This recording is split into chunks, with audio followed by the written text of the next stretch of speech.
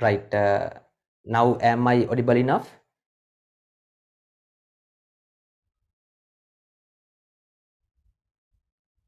Yes?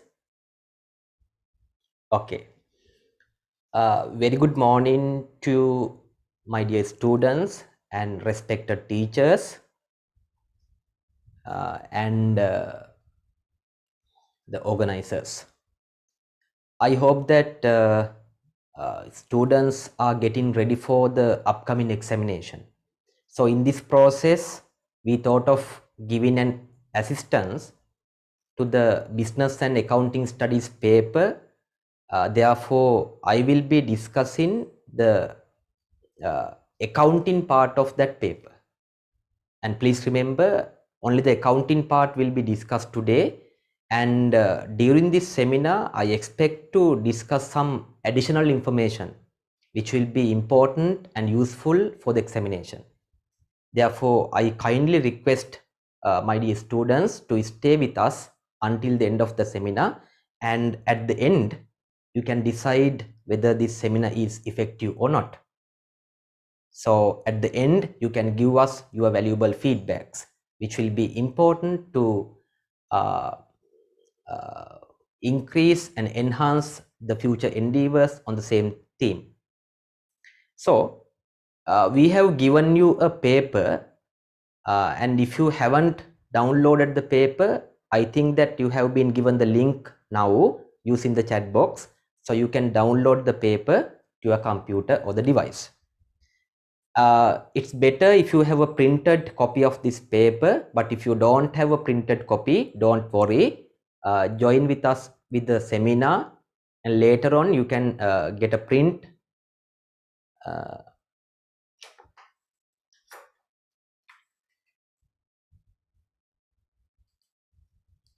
You can get a print of the paper, and then you can attempt the paper once again. Right. Now, as I told you earlier, I focus on the accounting part of the paper, and I don't limit to the paper. And when I discuss one question or questions, so I will be discussing the other important aspect revolving that question, right? So in the given paper, you can see the question number 5. Why question number 5? You know that in the second part of the paper, the first question is a compulsory question. And the second, third and fourth questions are from the business studies part, and out of these 3 questions, you have to select 2 questions. First one is a compulsory question, and second, third, fourth are coming from the business studies. Of that, you have to select 2 questions, and fifth, sixth and seventh questions will be coming from the accounting part. From that, you have to select 2 questions. So I will be taking that part, and during the discussion on these 3 questions, I will be giving some important information as well, as I said you earlier, right? And meantime, if you have any question or issue or any clarification required, you can interrupt me at any level, any stage, then ask questions and those issues. So we get into the question number 5. What is it? The first part, what is meant by the ledger? What is meant by the ledger? And my dear students, take a piece of paper or a book and write the answers when I discuss the answer, right? The question 1, part A, is about the ledger. What do you mean by the ledger? Now, when you write the answers, you have to write precise answers, short and sweet answers. In accounting, we don't expect you to write lengthy answers. You have to address to the point, right? Precise answers, short and sweet answers. The ledger is a collection of accounts. Very simple. Ledger is a collection of accounts. And if you write that answer, you get 1 mark, because this question carries 2 marks. So the part A, you get 1 mark, and for the part B, you get another 1 mark. Therefore, please write the answer for the part A of the question 1. Write down, a ledger is a collection of accounts. A ledger is a collection of accounts. A ledger is a collection of accounts. Write down. A ledger is a collection of accounts. Got it? Right. Now, in addition to the answer for this question, as I said you earlier, I will be giving some important information. Okay. Now, a ledger consists 5 types of accounts. Now, remember, I am not discussing this question, but I am discussing some important aspect, important information revolving this question, right? So, remember, a ledger consists 5 types of accounts. Those are assets, liabilities, equity, income, and expenses. Therefore, please write down. This is not the answer for the question. Remember, I am repeatedly telling the same thing, right? This is not the answer for the question, but I am giving these things as these things will be useful for the examination. Now, the answer for the first question number 5, part 1A, a ledger is a collection of accounts. Got it? That is the answer for the question, right? And write down, a ledger consists 5 types of accounts. A ledger consists 5 types of accounts. First one, assets. Second one, liabilities. Third one, equity. Fourth one, income. And fifth one, expenses. Write down the 5. First one, assets. Second one, liabilities. Third one, equity. Fourth one, income. Fifth one, expenses.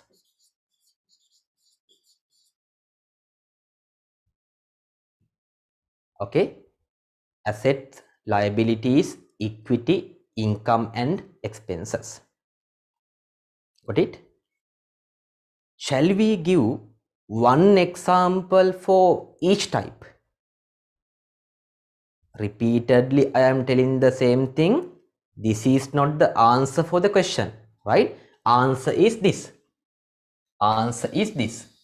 But I am giving additional information, additional things which will be important for the examination, right? Now, shall we write one example for each category, each type? Now, example for an asset, a land, there are lots of assets, lands, buildings, motor vehicles, debtors, cash, inventory. You can write ample of examples. Got it? And one example for liabilities, bank loan, creditor, right? Let's write bank loan.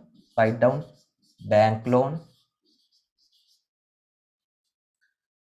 One example for equity, capital, drawings, right? Capital, and you can say drawings. It is an equity account. One example for income, the main income is sales. But in addition to the sales, there may be other income like rent income, interest income, investment income, discount received, right? So let's write one example for this sales.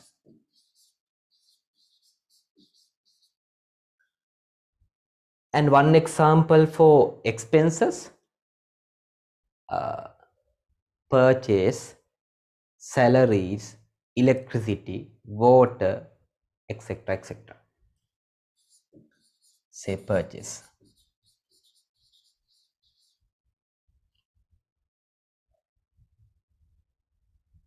Okay, I am getting one question. Do all assets also belong to equity? No, not all asset belongs to equity, because we obtain funds from the external parties as well to purchase asset. So for example, you obtain a bank loan to purchase a land. So land is an asset, but to obtain the fund for the land, you got a bank loan, right? Therefore, all asset do not belong to the owners or equity. Got it? That is the answer for the question raised. Okay, from this question I discussed what is the meaning of a ledger and the 5 types of accounts.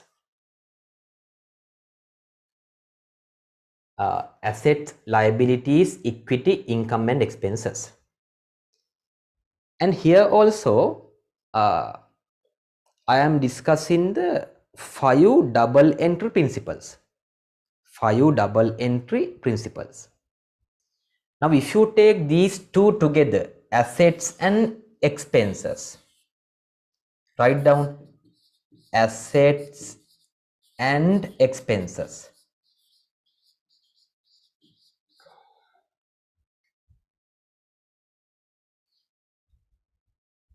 Okay, assets and expenses. Number 1 and 5th one. The double entry principles for asset and expenses are same. Meaning, if an asset or an expense increases, that account should be debited. Okay, if an asset or an expense increases, that account should be debited. And if asset and expense is decreased, that account should be credited. Now that is the double entry principles for asset and liabilities. Here you have 2 double entry principles. Asset double entry principles and double entry principle for expenses. These two are going together. So the double entry principles for asset and expenses are same. Write down. And if you take other 3, liabilities, equity and income, the double entry principles for liabilities, equity and income are same. Therefore, I take liabilities, equity and income. Liabilities, equity and income, right? So what happens here? The double entry principles for liabilities, equity and income are same. So what happens here? The opposite of the double entry principles for asset and expenses, opposite, applies to the liabilities, equity and income. How?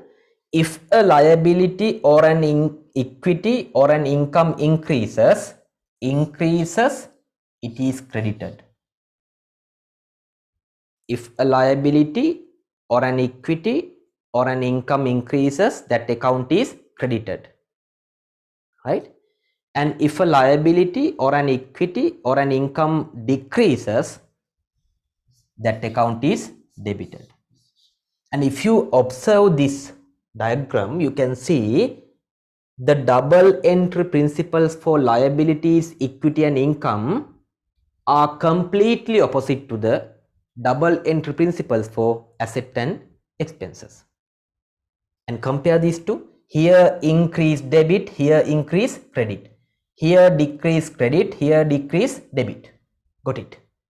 So please remember these things, because in the first part of the accounting part, which carries like 23 MCQ questions, in the first part, from the accounting part, you will be given 23 accounting questions. So to answer these 23 accounting questions, you need to have this knowledge. That's why I am giving the additional information as well. Got it? So please write down this.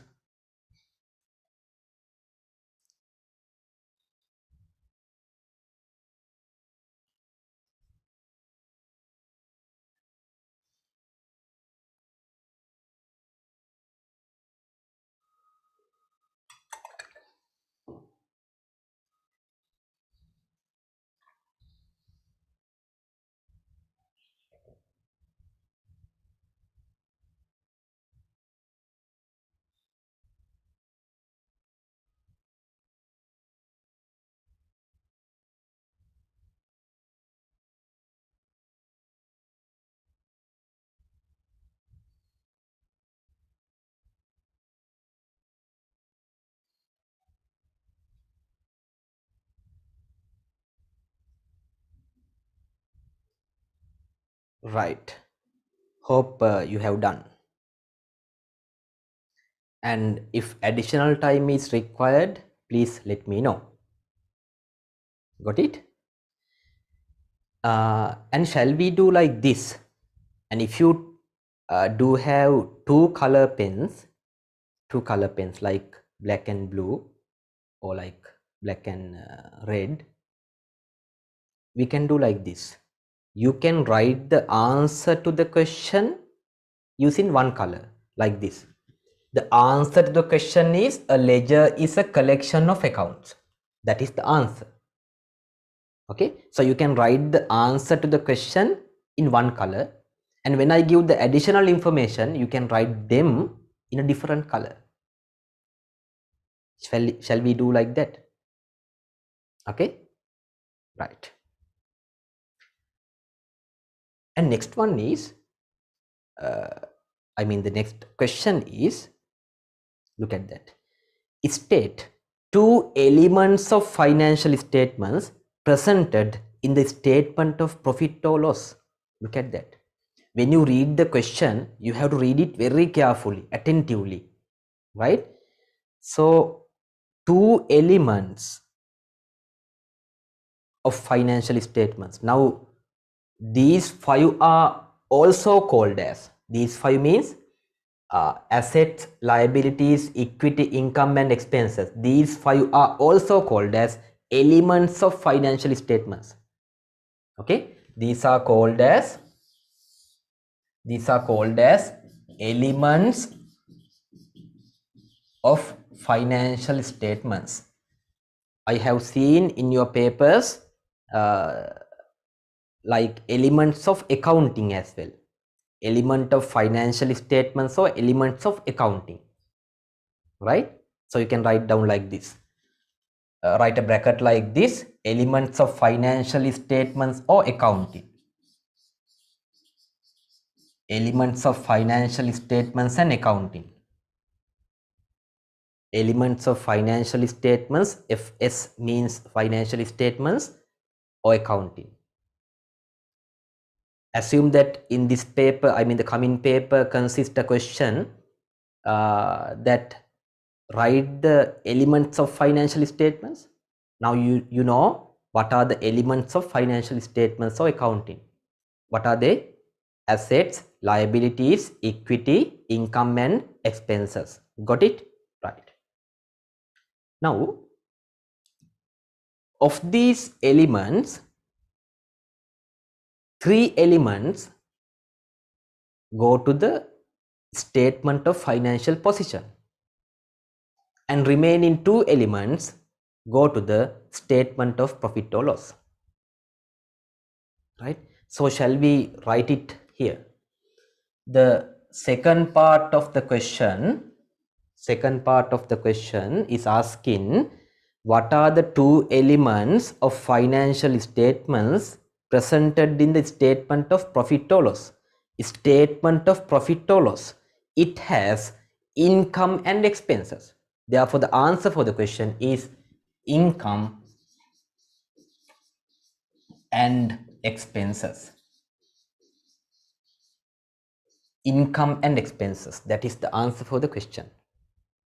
Okay, now in a side, using that different color pen, write down this.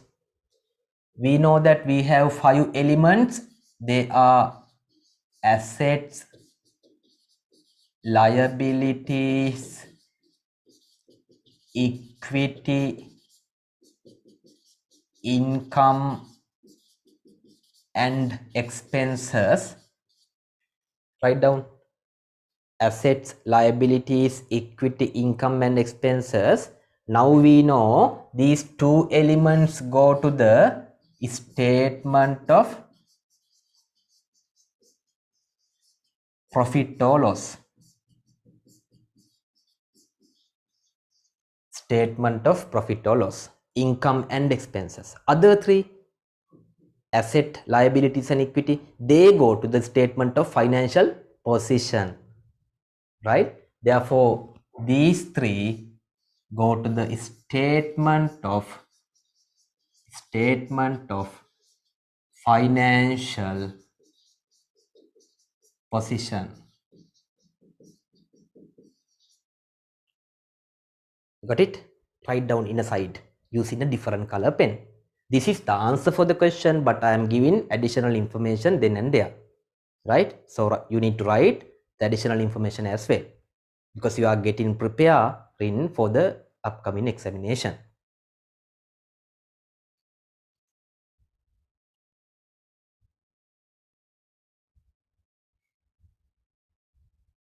How many marks you got? First one, 1 mark. Second one, 1 mark. Altogether, you got 2 marks out of 100.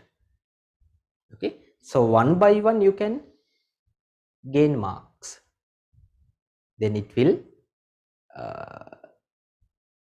take you to the A grade. And dream that you are getting 9 A's for the examination.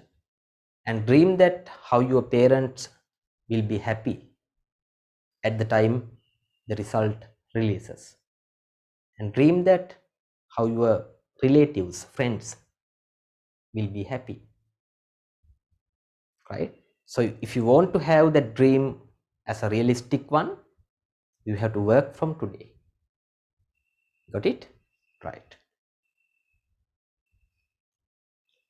So we have done the first question of the question number 5. Then we come to the second question. Write journal entries for the following transactions. A. Payment of 12,000 to Aruna, a creditor. Simply, it is a creditor payment. We pay to a creditor, Aruna. Now what happens when we pay for a creditor, liability comes down, right? Now if you refer to the double entry principles, liability decreases. Liability decreases, debit. Therefore, Aruna's account should be debited because liability decreases. Got it? And when you pay cash, your cash asset decreases. Asset decreases, credit. Whenever you write a journal entry or double entry, you need to remember these 5 double entry principles. Why do I say 5? Here we have 5 principles. But to make it easier, I gave these 5 principles into 2 categories. Asset and expenses behave together, therefore I gave the principles together. Here we have 2 principles, asset principle and expenses principle. And liabilities, equity and income go together, therefore their accounting double entry principles are given together, right? Therefore here we have 3 double entry principles: liability principle, equity principle and income principle. Got it? Now when we pay for a creditor, if you think it logically, liability comes down, therefore creditor's account is debited. As you paid in cash, your cash asset decreases. Asset decreases, credit. Therefore, the journal entry for the first question is Aruna account debit. Aruna, it's a creditor account.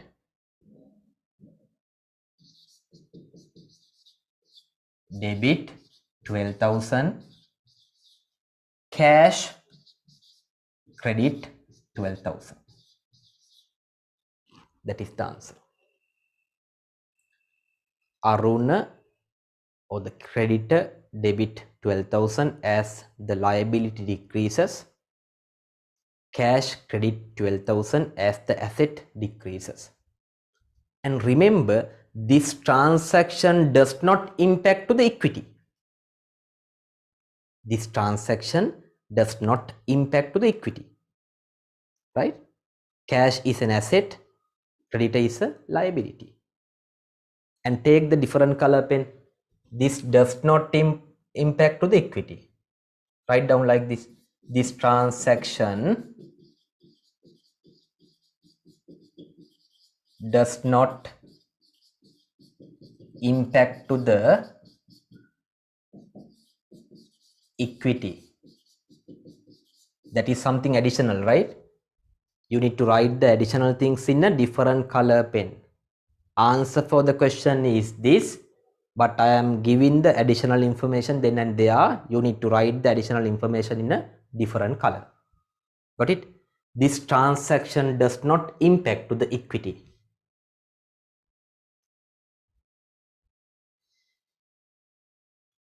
This transaction does not impact to the equity. Got it? Right. And the part B,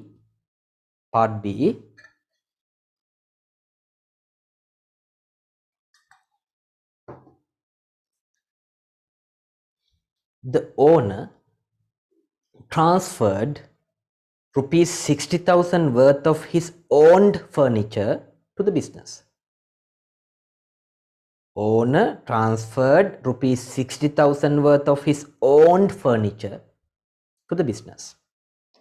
Now what happens due to this transaction? The furniture is a fixed asset. Furniture is a fixed asset. Now furniture asset increases.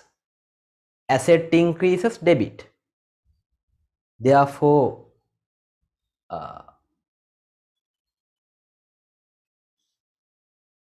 this is A. Question 2 part A.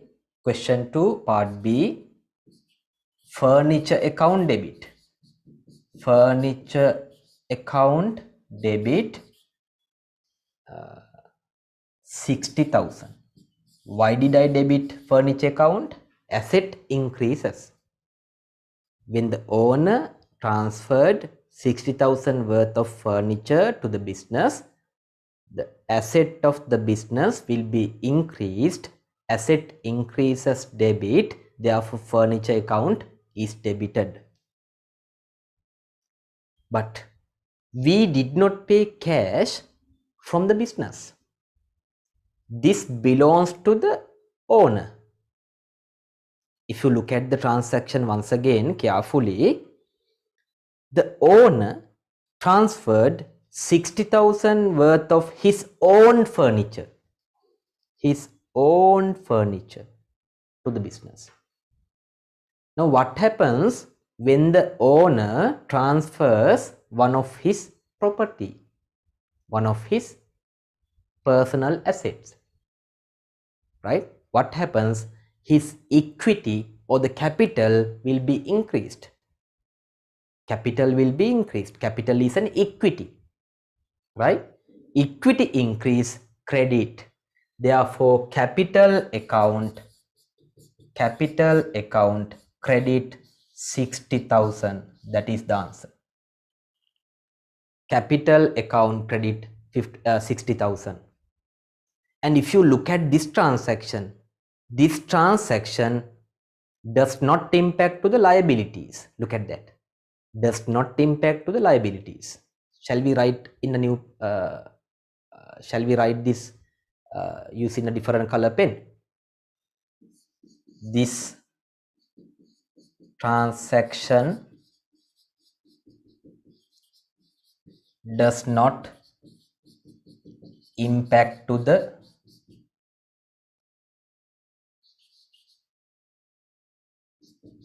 liabilities. Why I am giving these things? Because I think that these additional information will be useful for the examination, because you get 23 MCQ questions from the first part. To answer for these MCQ questions, you need to have this additional knowledge. Got it? Right. That is the answer. Got it? If you have any question, you can raise. And again, you earned another 2 marks. Part A, 1 mark. Part B, 1 mark. Altogether, you earned 4 marks. You are going towards the A grade. To get the A grade, you need to collect marks one by one. Right? So we come to the third question.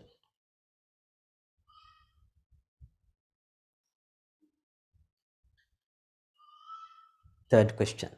Following transactions were occurred during January 2021 in a trading business commenced on 1st January 2021. This is a new business. In a new business, you don't have opening balances. Got it? And when you answer for the question paper, when you read the question, you need to underline the important or key phrases.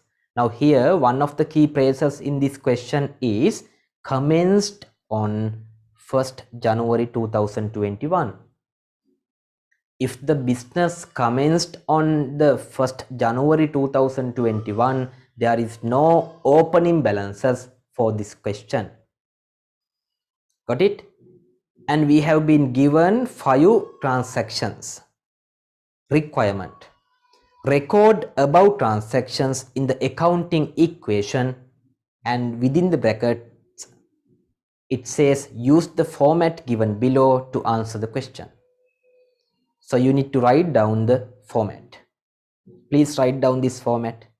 Transaction number, assets. There are 3 subcategories: equipment, inventory and cash. Then equity and plus liabilities. There also you can see 2 subcategories: creditors and other liabilities. Write down.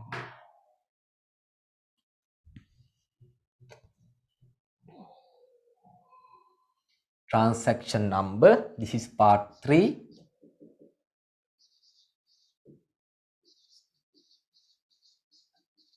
Assets, you have 3: equipment,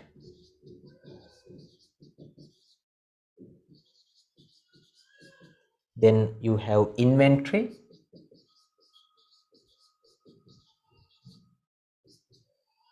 and cash. equal equity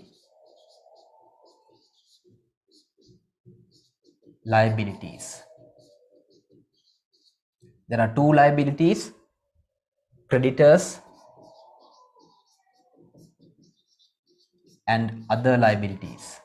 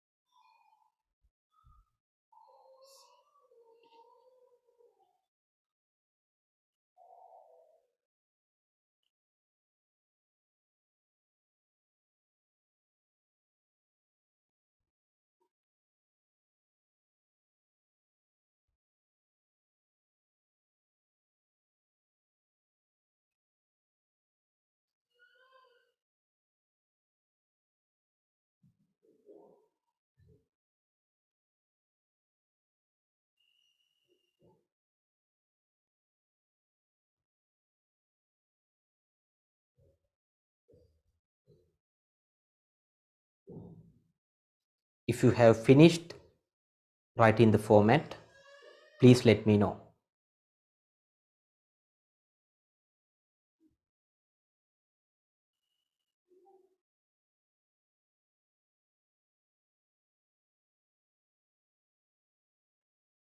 Well done.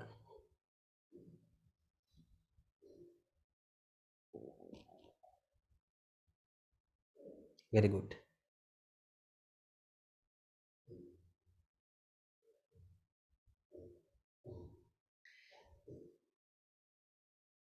Okay. So let's do. And remember, you have 3 hours and 10 minutes for the paper. 3 hours and 10 minutes. 3 hours means you have 180 minutes. 1 hour has 60 minutes. 60 into 3, 180. Okay. 180 minutes plus 10 minutes reading time. Altogether you have 190 minutes. Okay. 190 minutes. Got it? 3 hours into 60 minutes, 180 plus reading time 10 minutes, altogether 190 minutes. And if you divide this 190 by 100 marks,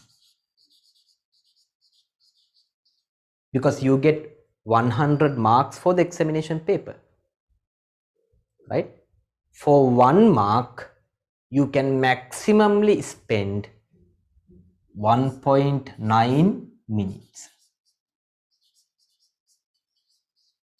per mark.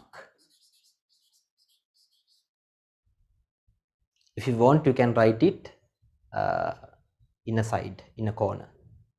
190 minutes altogether, you get 100 marks, and if you divide by 190 minutes by 100 marks, you get 1.9 minutes per mark, right? Now assume this, not assume, this question carries 4 marks. Look at this.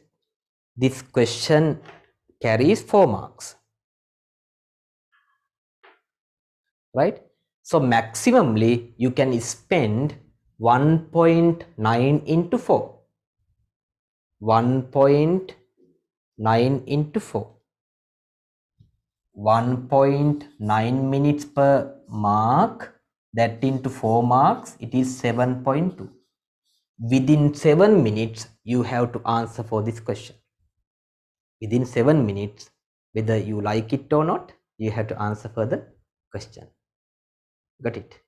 So that's how you need to manage your time. Got it? That's why for each subcategory of questions, you are given the marks allocation, 2 marks, 1 mark, 4 marks, so on and so forth. You are given the marks allocation. Why? To manage the time. Got it? Right. So let's come to the question. The first transaction, look at this. Owner's capital introduction in cash was 200,000. Owner's capital introduction in cash. What happens? Cash balance increases. How much? 200,000. Cash balance increases plus. On the other hand, that belongs to the owner. That is owner's capital introduction. Therefore, owner's capital or the equity increases by the same amount, 200,000 plus. Cash increases by 200,000. Equity or the capital of the owner increases by the same amount. That is number 1. Got it? Number 2. Purchase of inventory on credit basis. When you read the transaction, please underline the key phrases. On credit was 40,000. Purchase of inventory on credit, 40,000. So what happens? Our inventory asset increases by 40,000. Our inventory asset increases by 40,000 because we purchase inventory, right? But we did not pay cash now. Later we have to pay because we purchased this inventory on credit. As we have to pay this later, it's a liability. So liability increases by 40,000. What is that liability? Creditors. Therefore, creditors increases by 40,000. 40,000. Always you have to have the balanced equation. Balanced equation. If the equation is not balanced, something is wrong. Got it? That is the answer. And if I am too speed, let me know. If I am too slow, let me know. Right? We come to the third transaction.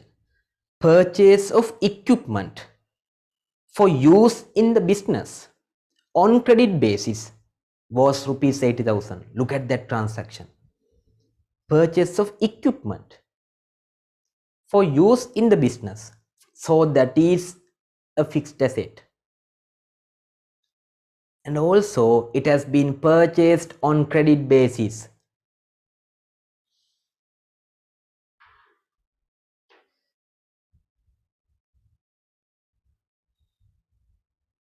Okay, I will. Right. And one said that I should speed up more. And please let me know the others comments as well. Then I will be adjusting to the comments. Okay. Right. So purchase of an equipment to use for the business, used in the business on credit. So what happens? Equipment increases by 80,000. But it is purchased on credit. Therefore, it is a liability because we have to pay it later. Liability increase. But we can't say that liability as a creditor. Right? So here we have another category called other liabilities under the main category of liability. Therefore, under other liabilities, you can include 80,000. 80,000. Other liabilities because we purchased this fixed asset equipment on credit basis. Okay, let me ask you an extra question. Now, where do we record this transaction in the prime entry books? In which prime entry book we should record this transaction? Can you answer? Yes, very good. Yes. Purchased of fixed asset on credit basis we record in the general journal. General journal, right? Purchased of fixed asset on credit basis we record in the general journal. Yes, your answer is correct. Exactly correct. Right? Recorded in the general journal. Remember. Okay, next one. Yes, all of your answers are correct. I am very happy. Fourth one. Sale of inventory costing rupees 18,000 was 30,000. Sale of inventory for 30,000. So it does not say that the sales happens on credit basis. It does not say. So we have to assume this is a cash sale. This is a cash sale. So what happens? Our cash increases by 30,000. Our cash increases by 30,000. But the cost of the item being sold is just 18,000. So when we sell our inventory asset decreases by how much? The cost of 18,000. Therefore, inventory decreases by 18,000. Okay. Now we have a profit. We do a business to earn a profit, right? So the cost of the item being sold is 18,000. We sold it for 30,000. The difference is 12,000 profit. 12,000 profit. Who belongs to the profit? Profit belongs to the owner of the business. Therefore, due to profit, owner's equity increases. So equity increases by 12,000. Equity increases by 12,000.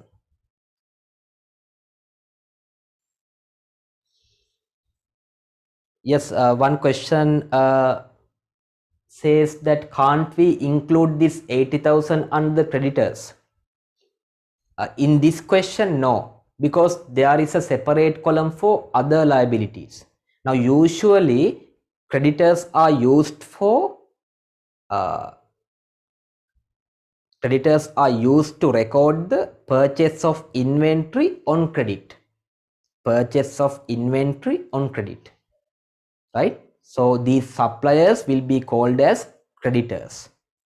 But if we purchase a fixed asset on credit, it is not an inventory. We did not purchase that asset for resale, right? So it is a fixed asset. So that supplier cannot be usually termed as a creditor, usually.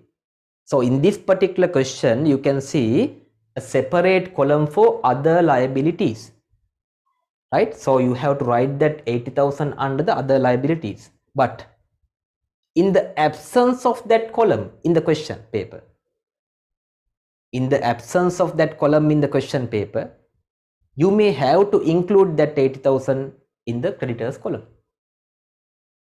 Got it? Assume that in the template given, in the structure or the format given, you don't have other creditors column.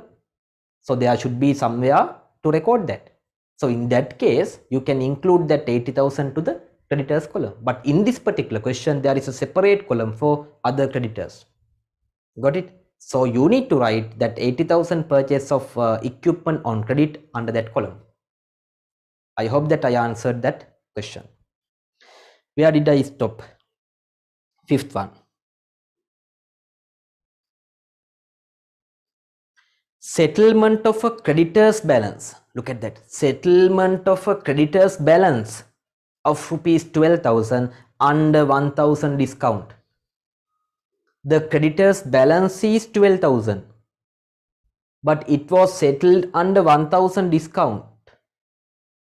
So how much we need to pay? The balance is, payable is 12,000. We have got a discount of 1,000. So we have to pay how much? 11,000. 11,000. Got it?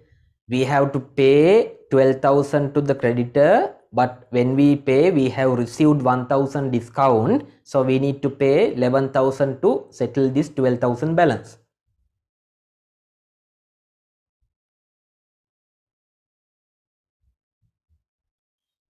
Got it? Okay, I am getting some other questions relating to the third transaction. I will be taking them in a while, but we will do the fifth one first, right? So if you want, you can write down this. Payable is 12,000, discount is 1,000, payment is 11,000. This part. Payable is 12,000, discount is 1,000, so payment is 11,000.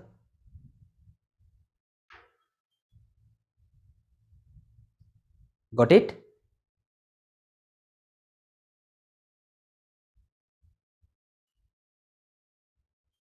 Right. So we paid 11,000.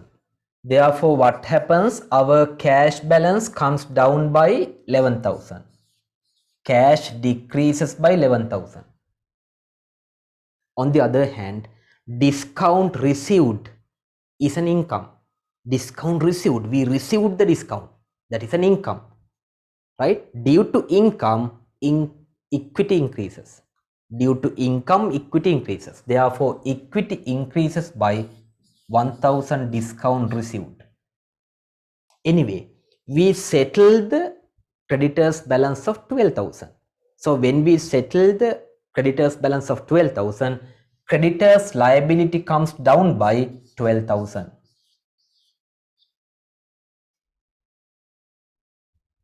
Yes, exactly correct. Creditors liability decreased by 12,000. That is the answer. Okay, I will be taking few questions raised.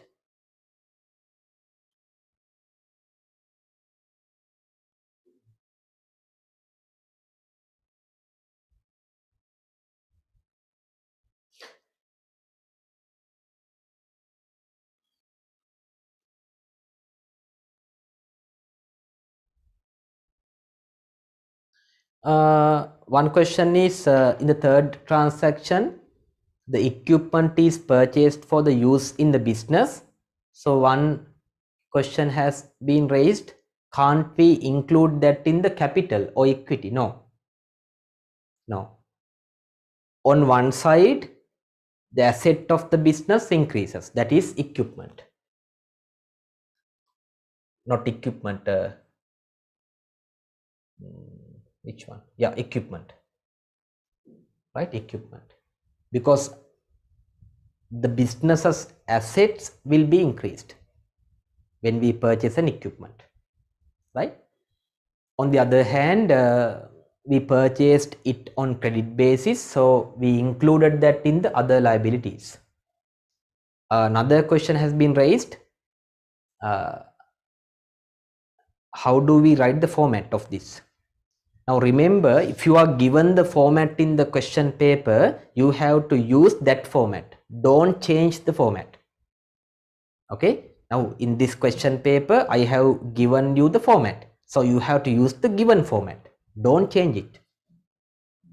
Okay. If you want to change it, why do we give the format in the paper? Right. Therefore, don't change the format given in the paper. That is my advice. Right.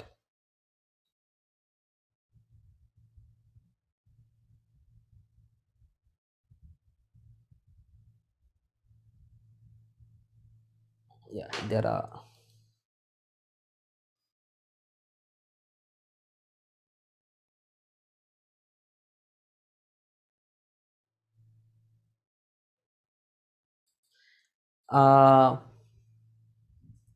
Like this 80,000 can be recorded in the payable account.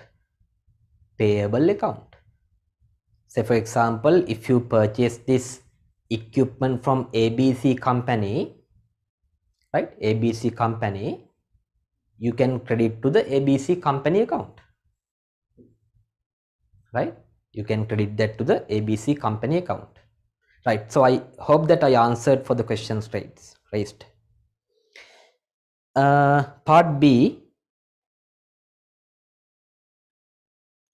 how much is the total assets and liabilities as at 31st January 2021?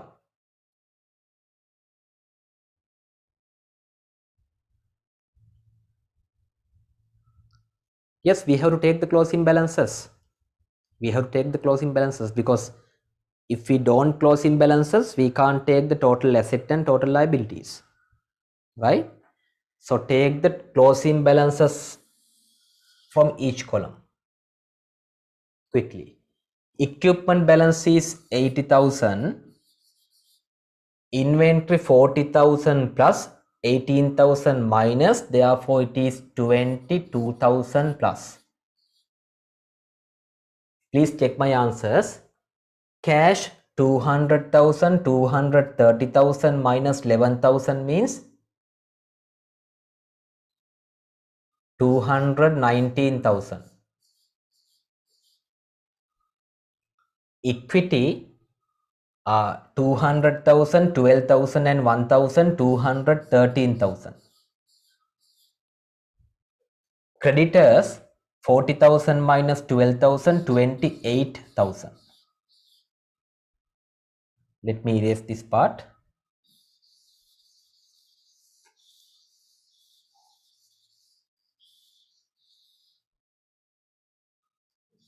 Other liabilities 80,000.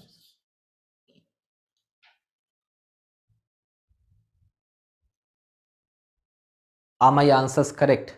Can anyone confirm? You need to take the closing balances, right? Are my answers correct? Okay, fourth one, I will explain it once again.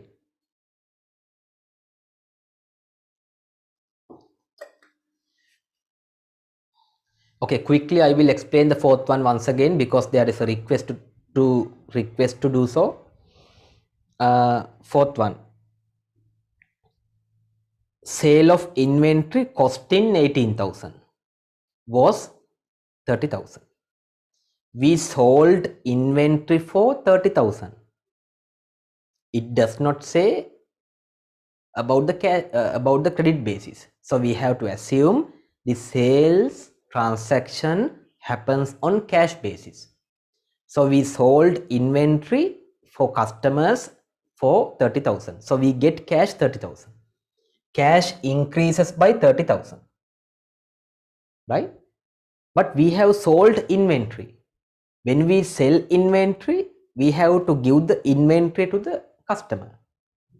The sold inventory had been purchased at 18,000 cost, right? Had been purchased at 18,000 cost. So when we sell, the cost should be decreased. When we purchase, we added the cost to the inventory column. Look at this. When we purchase, cost is added to the inventory. But when we sell, the cost of the item being sold should be deducted from the inventory. So the cost is 18,000 of the inventory items sold to this customer. Cost is 18,000, sales value is 30,000. So there is a difference of 12,000, that is the profit. We do a business to earn profit. Okay, so profit belongs to the owner. Therefore, 12,000 is added to the equity. Got it? Right. So I am taking the next part quickly. How much is the total asset? So what you can do, you can take the total of assets. Total of asset. Total of asset. Take the total. This is part A. Part B. Total assets. 80,000, 22,000 and 219,000. Take the summation of all three figures. 80,000, 22,000, 219,000. Here 80,000, 22,000 means 102,000. Should I write it? 80,000, 22,000 and 219,000. Here 102,000. 102,000 plus 219,000, is it 321,000? Can anyone confirm? Yes. You can send me your answer, right? And the next one is total liabilities. Total liabilities. Here we have two liabilities, creditors and other liabilities. Creditors and other liabilities.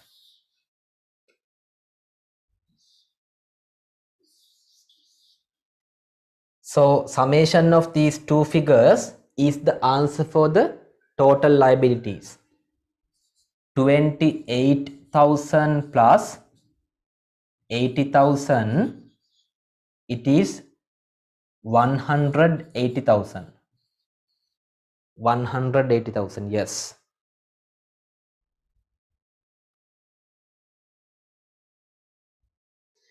No, Sanjula, this equipment is not an inventory because equipment purchased to be used in the business, not for sale.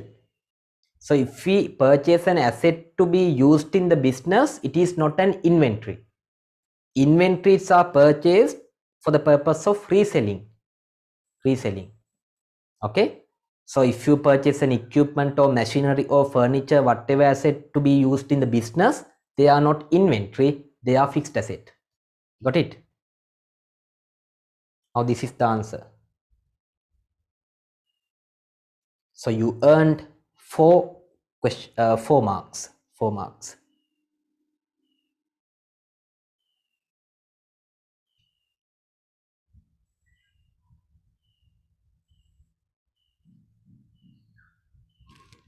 Yes, but there may be some difficult questions here because the purpose of this paper is to give some additional knowledge, because you are at the last moment, at the 11th hour, right? So purpose of this seminar is to give some additional knowledge, extra knowledge.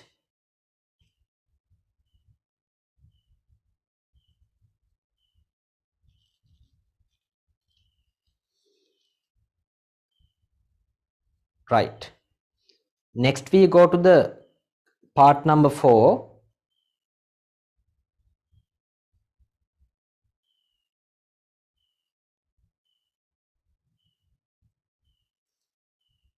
Yeah, there are a lot of concerns about this one.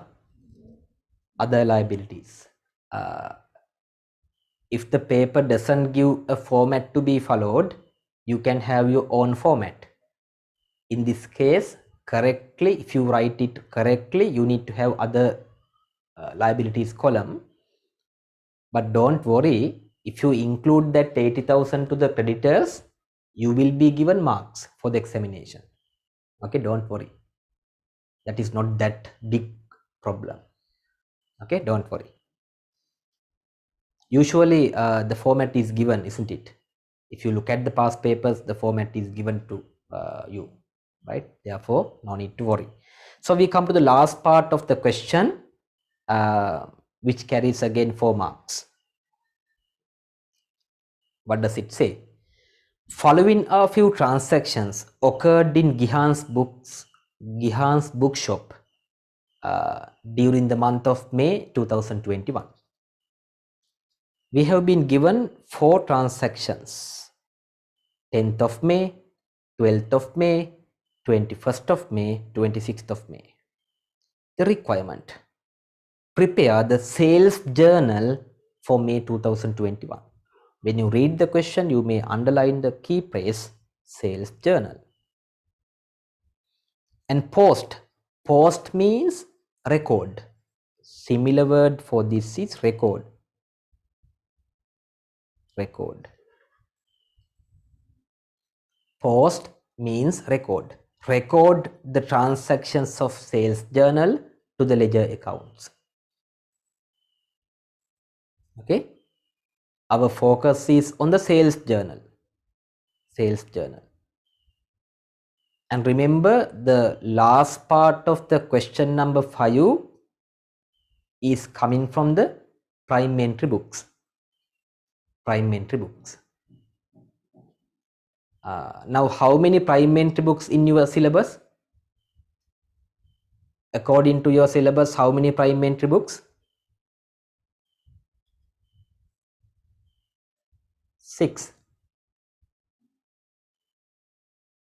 What are they? 6 prime entry books. Cash book, then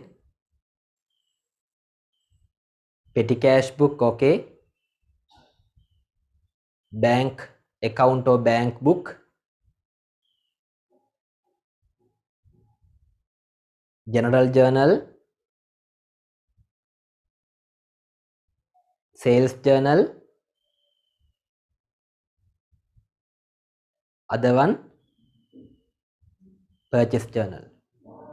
Okay, write in a side the number of prime entry books. This is additional, right? This is not the answer for the question. You have cash book.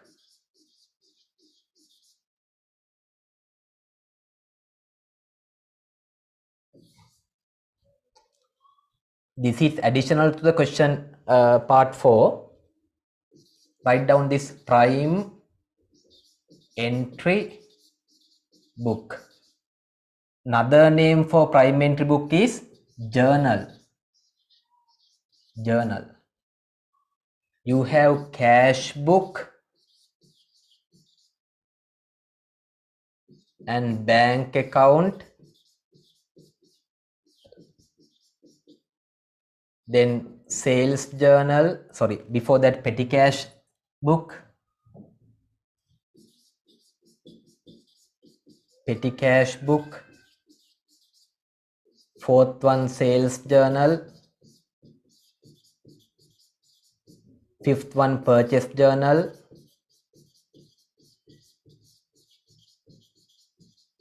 sixth one general journal.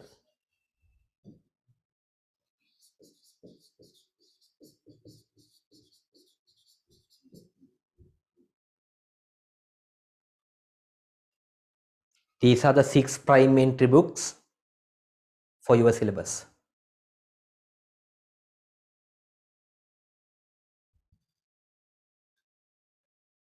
And let's write the type of the transaction that we write in each of these prime entry books. Here we write what? Receipts and payments. Receipt and payments.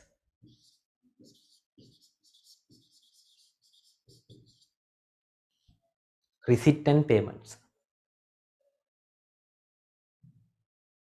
This is a summary, right? Summary. This is not the answer for the question part 4, but I am giving some summarized information which is useful for the examination.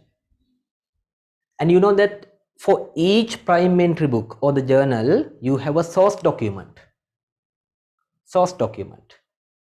So if I write the source document here, source document. Source document. To record receipt in the cash book, the source document is also called as receipt. Here, receipt. And to record the payments in the cash book, you use the source document called payment voucher.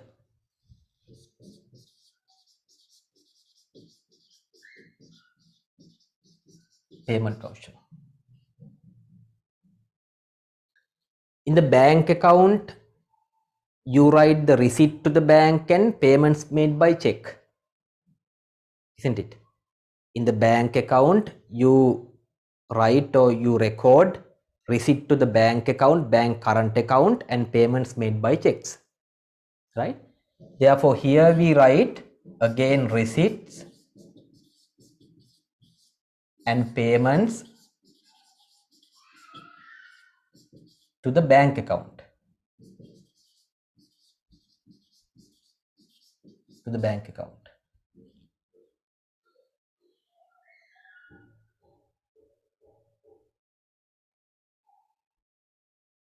Right? Again, the same source documents can be used for the bank account as well. To record receipt in the bank account, we can use the source document receipt. To record the payments to the bank account, we can use the source document as payment voucher. Payment voucher.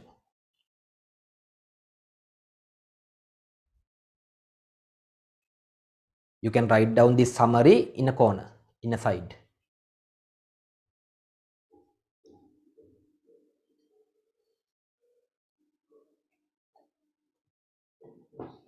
And the petty cash book is used mainly to record petty cash transactions, small transactions. Okay. This is used to record mainly petty cash payments. Petty cash payments. Petty cash payments. The source document is petty cash payment voucher. Petty cash payment voucher. That is the source document. Remember this diagram because in the first section, which carries 23 MCQ questions, we'll have few questions on this. Prime entry book, the transactions that we record in the prime entry book, as well as the source documents. So if you can remember this diagram, you can get marks for these couple of questions. Got it? And then sales journal is used to record sale of inventory on credit. Sale of inventory on credit. Sale of inventory on credit. Okay, sale of inventory on credit. The source document is, sales invoice. Sales invoice. And purchase journal is used to record purchase of inventory on credit. Purchase of inventory on credit. Purchase of inventory on credit. The source document is purchase invoice. Purchase invoice. And lastly, general journal, other transactions. Other transactions which cannot be recorded elsewhere, which cannot be recorded in other prime entry books. Other transactions which cannot be recorded in other prime entry books. Got it? Other transactions which cannot be recorded in other prime entry books. The source document is journal voucher.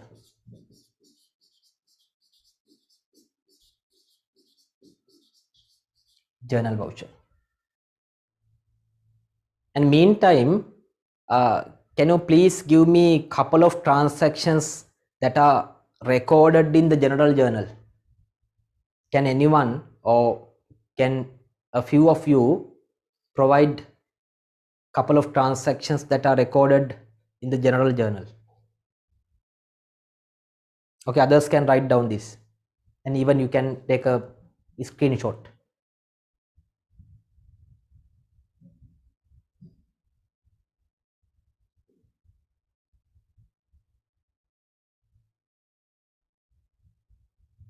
My question is, give me a couple of transactions that are recorded in the general journal.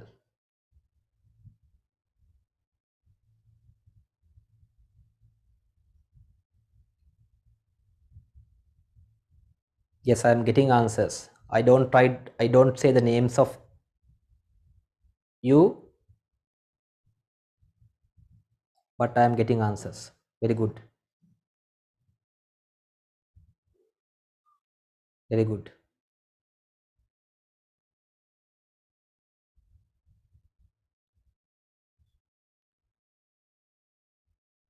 Very good. Right. So let me write few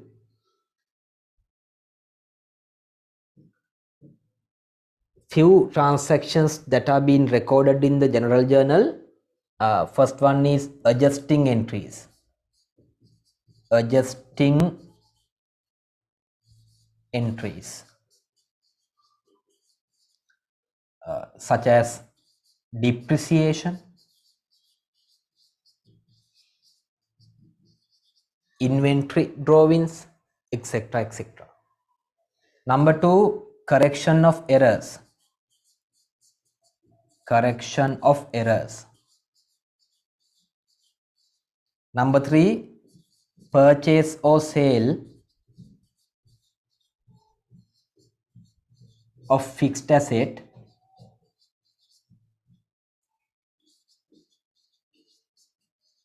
on credit basis.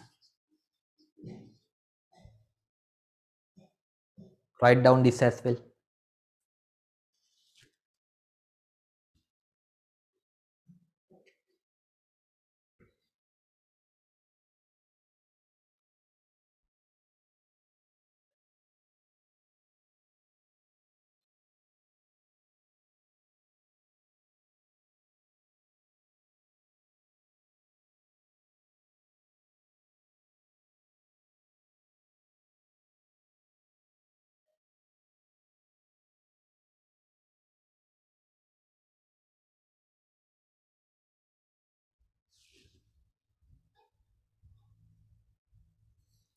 Yes, fixed asset means non-current asset. There is a slight difference between these two, but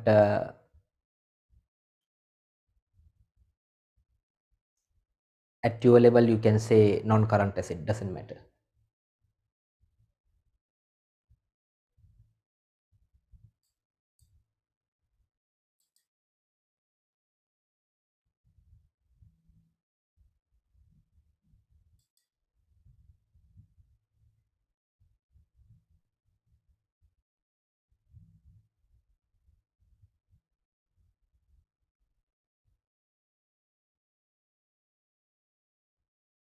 Got it? Right. Hope that you can at least got a screenshot of this.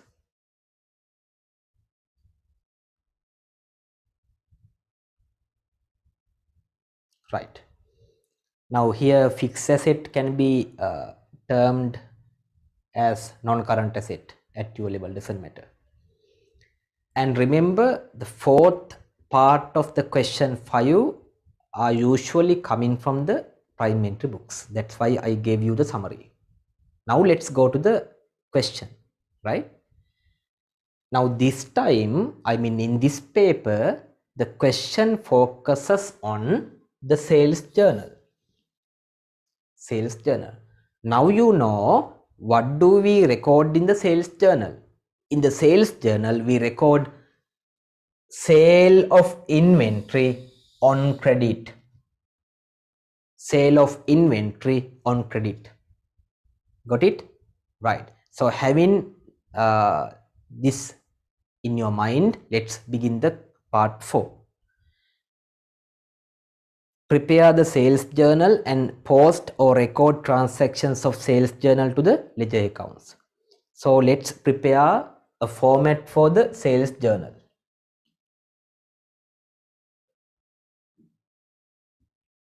Part 4. A sales journal.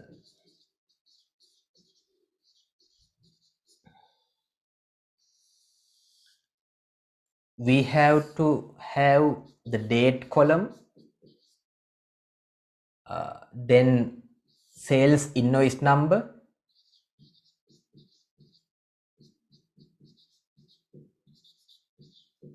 And then when we sell items or goods to the customers, the purchaser is the customer. So you can say customer's name or purchaser's name, doesn't matter. Customer and then amount.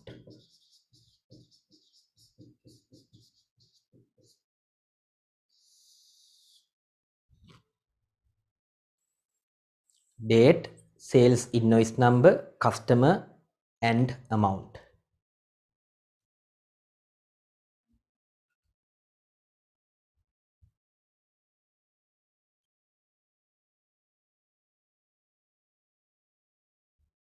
Got it?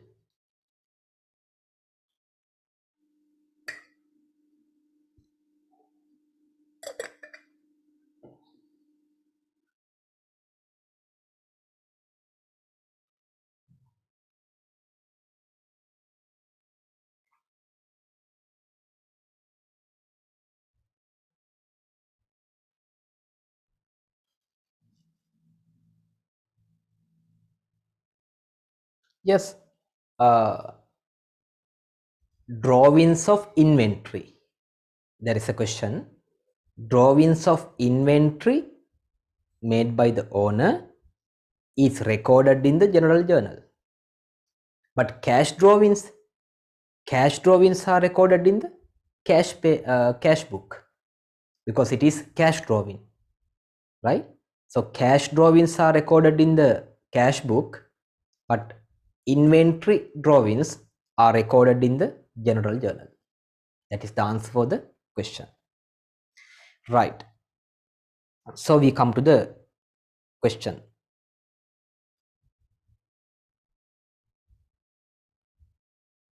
Ledger folio. Yes, you can take another column for ledger folio, but that is not compulsory. Right. Following are the few transactions occurred in Gihan's bookshop during the month of May 2021. Now remember, we are preparing the sales journal. What do we record in the sales journal? Sale of inventory on credit. Sale of inventory on credit. Right? 10th of May 2021 sold 300 units of books on credit. You may underline on credit, subject to 10% trade discount. 10% trade discount. You know the meaning of trade discount. I don't discuss all the things because of the time limitation, but I am sure that you have studied all these things, right? Trade discount. To Mr. Kapila, the list price means before the discount, before deducting the discount, list price. If you want, you can write before the discount. Before the discount, right? The list price of a book is rupees 100. Invoice number is 45. Now this is a sale of inventory on credit. On credit. So we can record this in the sales journal. Got it? Sale of inventory on credit. So let's write the date 10th of May. Invoice number 45. Customer is Kapila. Kapila. Write down 10th of May, invoice number 45. Customer's name is Kapila. Got it? And you know you want to calculate the value. You want to calculate the value. It says sold 300 units of books. Price of a book is 100. That is the list price. I mean before the discount. So the total total value is 300,000 into 100, 0, 0, 0, 0, 3 into 1, 3. It's 30,000.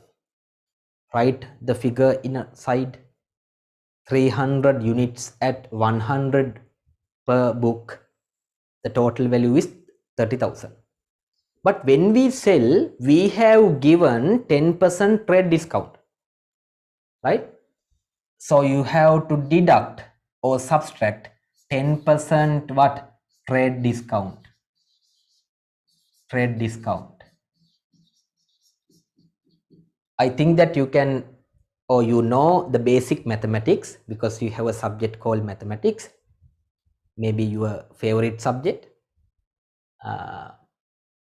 If you take 10% of something, you can cut one decimal point.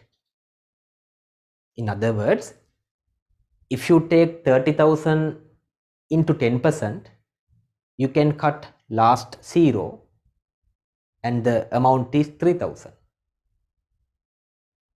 Hope that you get it.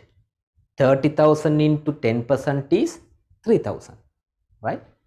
Now the trade discount is 3,000. You can cut one decimal point, right? Then you sell this item at 27,000. 27,000. Got it? That is the value that you need to record in the sales journal after deducting the trade discount. Got it? So here value should be 27,000. 27,000. And remember, you need to record the value that is taken after deducting the trade discount. This applies to sales as well as purchases. And in some past papers, I saw the purchase journal is purchase journal has been come, right? So this applies to there as well. Got it? You have to record the purchase or sales value after deducting the trade discount. That is the answer. Next one. 12th of May, sold 200 units of books on cash. Look at that. On cash. This is very important, on cash. Now, if you sell inventory on cash, tell me, where do we record this transaction? If you sell inventory on cash, where do we record? Now, can we record this in the sales journal? We can't. Why? This is on cash basis. So this should be recorded in the cash book instead of the sales journal, right? Therefore, this is not applicable for the sales journal. Not applicable. Don't read thereafter, right? If you read it, you waste your time. This is not an applicable transaction for the sales journal. So ignore it, skip it. Got it? So this is not an applicable transaction for this.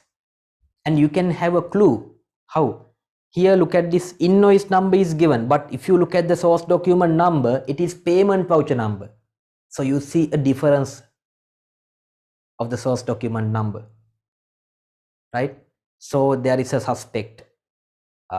suspicious thing, suspicious thing, because it is not a sales invoice, it is a payment voucher. So not payment voucher, it should be a receipt. Sorry, it should be a receipt. Please make it receipt.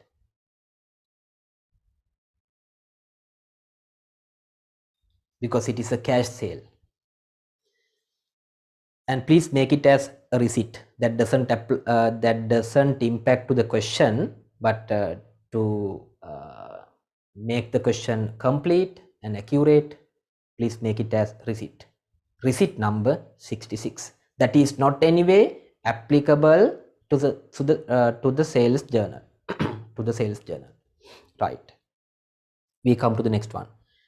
21st of May, sold 500 units of pens on credit. Look at that, on credit, subject to 10% trade discount to Miss Sydney.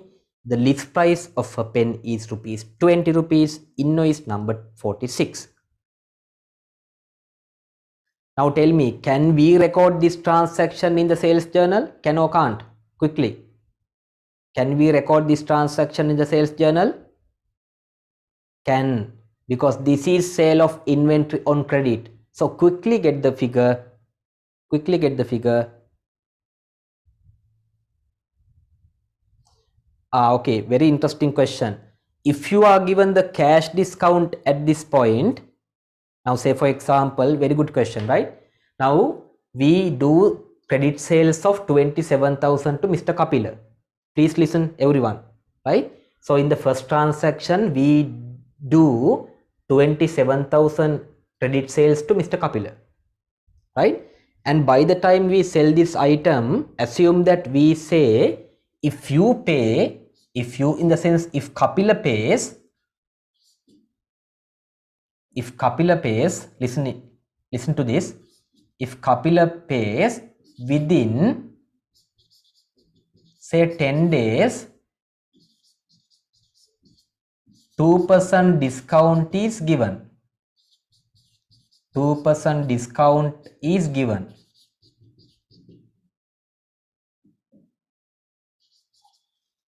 Okay. And what is this discount? Is this the trade-in discount or cash discount? This is cash discount. Okay.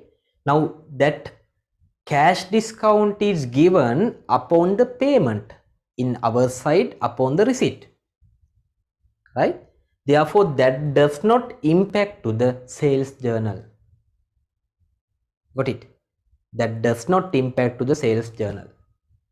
Therefore, please remember, don't deduct the cash discount from the sales value when you record the sales in the sales journal. Similarly, don't deduct the cash discount from the purchase value when you record the purchase in the purchase journal.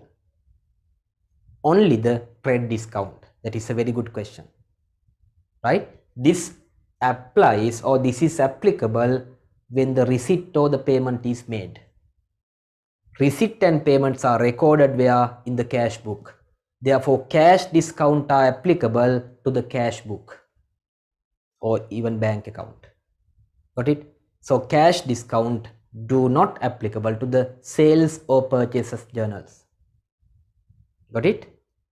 Shall we write it down? Put an asterisk mark and write cash discounts are not applicable to sales or purchase journals. Write down. Cash discounts are not applicable to sales or purchase journals.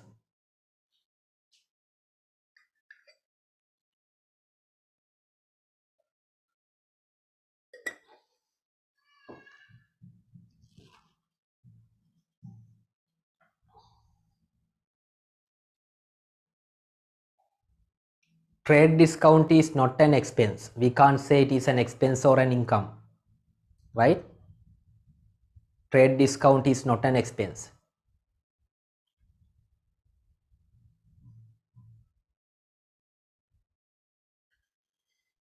Right?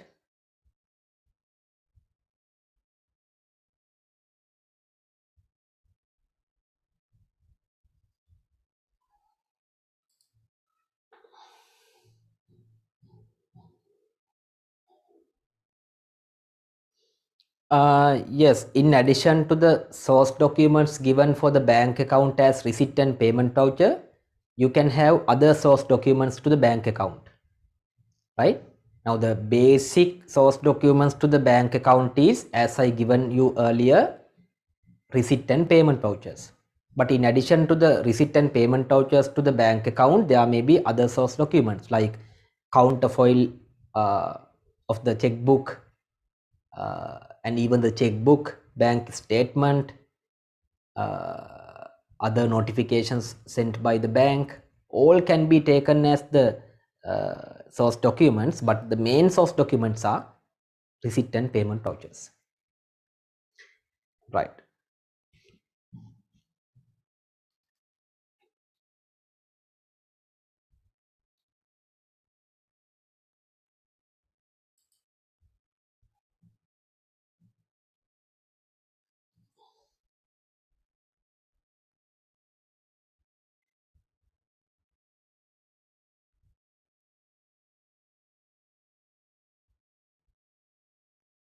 Goods drawings, I mean inventory drawings cannot be recorded in the purchase. What is the question? Goods drawings are recorded in the purchase accounts. All right, purchase account is a separate thing. This is not the purchase journal. The question is, I am answering to the question. Goods drawings, the double entry is drawings account debit, purchase account credit. Double entry for the goods drawings, goods in the sense inventory drawings, drawings account debit, purchase account credit. But I asked you earlier the prime entry book to record the inventory drawings. The prime entry book is the general journal. The double entry is drawings account debit, purchase account credit. Okay, that is for the inventory drawings. Got it? Right. So let's record this quickly. Right. Shall I erase this?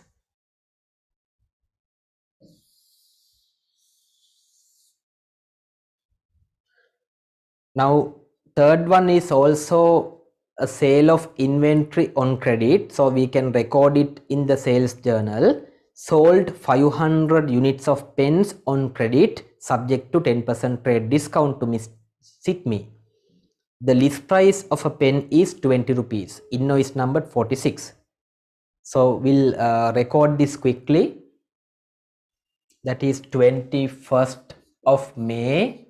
Invoice number 46. Customer's name is Sitme. Right? So we need to take the net value after deducting the trade discount. So sold 500 units of pens. List price of a pen is 20. Therefore 0,005 multiplied by 2, 10. But when we sell, we have given 10% trade discount minus 10% trade discount. I told you how to get the 10% of amount, right? So you can cut the last 0. That is 1000. Therefore, our sales value is 10,000 minus 1000, 9,000. That is our sales value. Therefore, we have to write 9,000 here. 9,000 here. Got it? 9,000 here.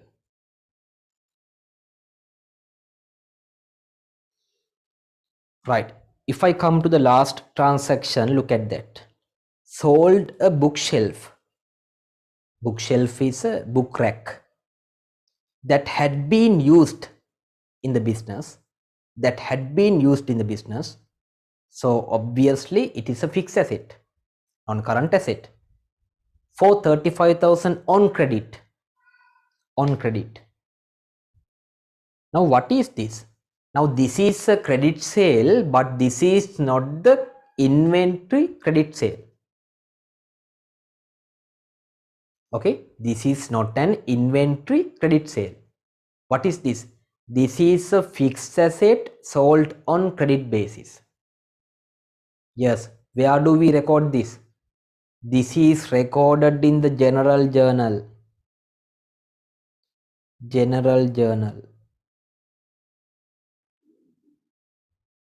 Yes, and we cannot record this in the sales journal. Got it? We cannot record this in the sales journal. So please ignore this or skip this because this is not applicable to the sales journal. Therefore, there are only two applicable transactions, 10th of May and 21st of May. So let's take the total. Total is 0, 0, 0, here 6, 36,000. 36,000. Now what we do, we want to record this or post this to the ledger at the end of the period. This month May ends on 31st. Therefore, you can write 31st May, end of the month. Remember, end of the month. And this 36,000 is the credit sales. You know how to record the credit sales. Respective debtors account debit, sales account credit. Respective debtors account debit, sales account credit. Therefore, you can write credited to the sales account.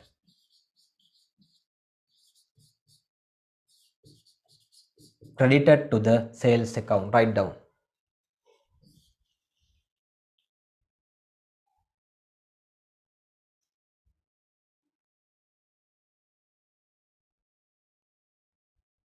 There are lots of questions, but due to the time limitations, I won't be able to take up all the questions, but we will see.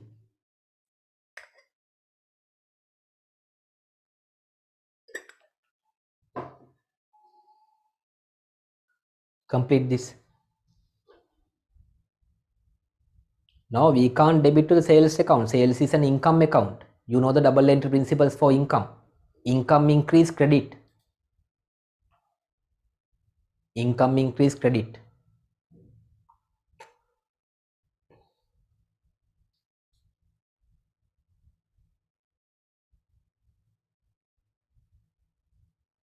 Yes, Nalin. When you record the sales transaction in the accounting equation, you need to take the net amount after deducting the trade discount. Like 27,000 you can record. Here 9,000 you can record.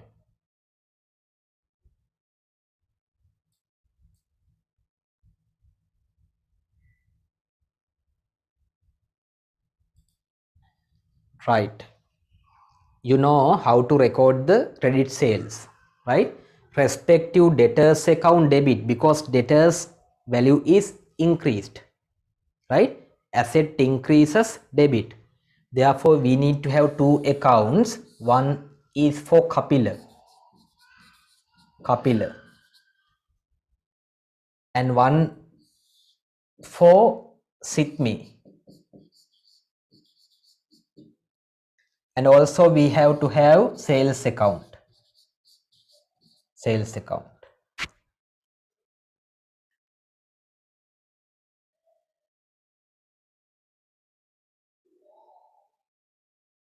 Right.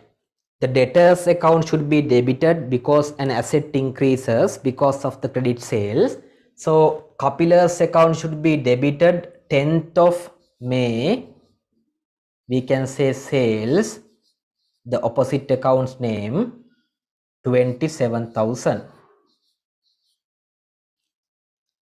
Right. Similarly, 21st of May, Sitmi's account is debited, say in sales, how much? 9,000.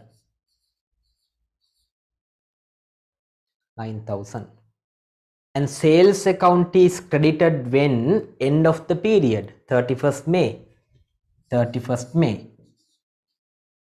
We can write like debtors, because here we have two debtors. Assume that in a business practically there may be more than two debtors. So we can write names of all the debtors. So we can generally write debtors. How much? The total is 36,000. That is the answer.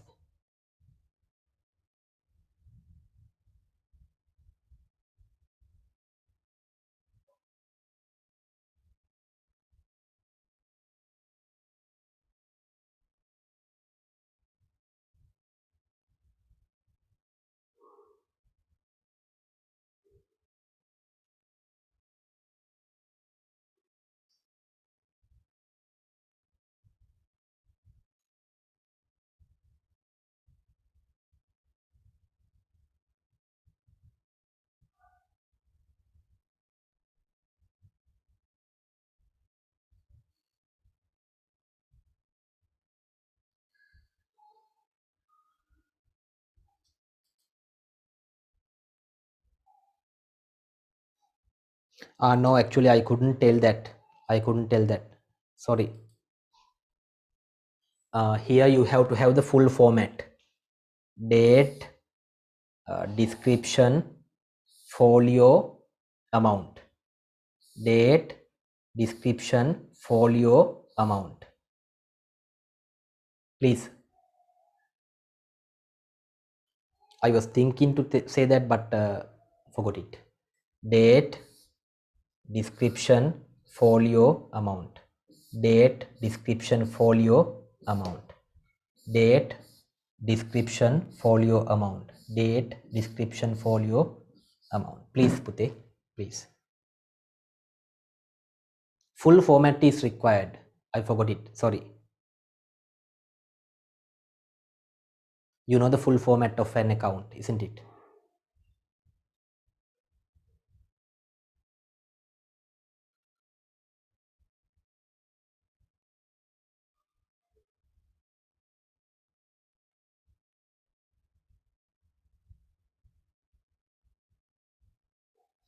And if you have more than one purchase from the same, more than one sales for the same customer, you can include two lines. So for example, you have two sales to Kapila, here two sales to Kapila, then you have to have another line because date is different. Okay, the dates of two transactions are different, therefore you have to have another line. Got it?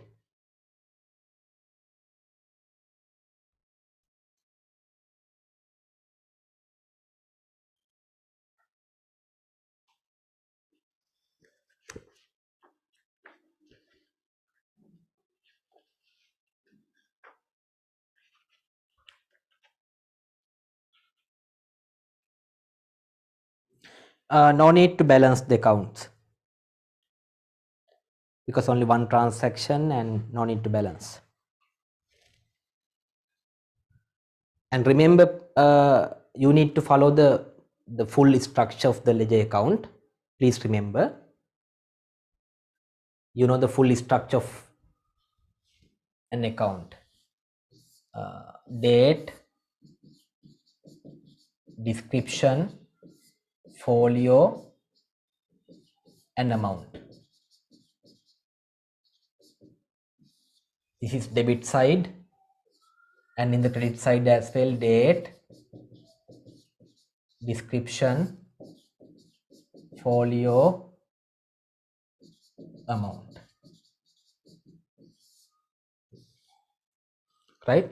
Please remember, when you write any ledger account, it should have the full format: date, description, ledger folio, and amount. Remember this thing. Got it? I answered for a lot of questions, but if I missed few, please excuse me.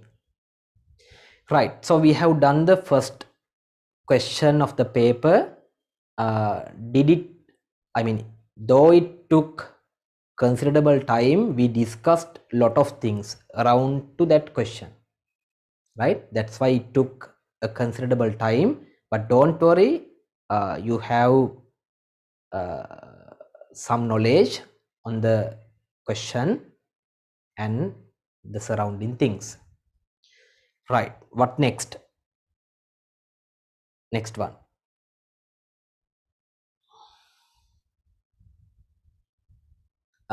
Sixth one, what is suspense account? What is suspense account?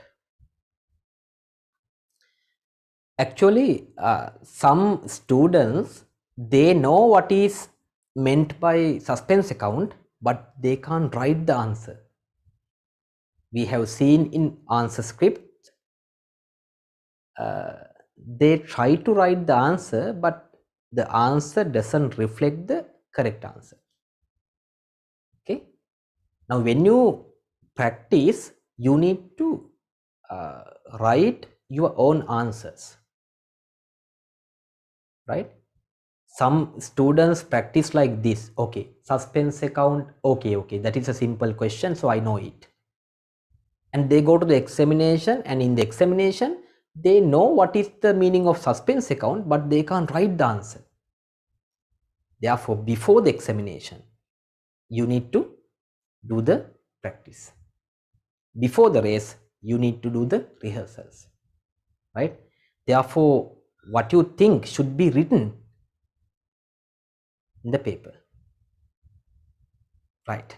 So what do you mean by the suspense account? Now, suspense account is a temporary account,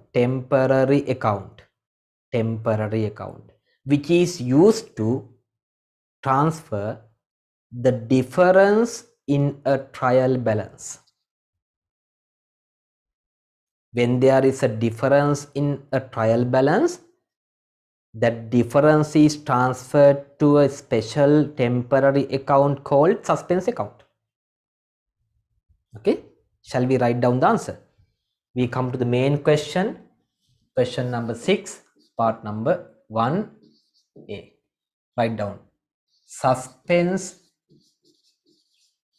account is a temporary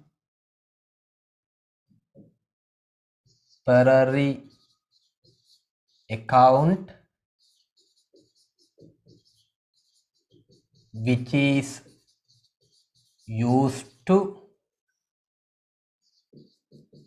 record the difference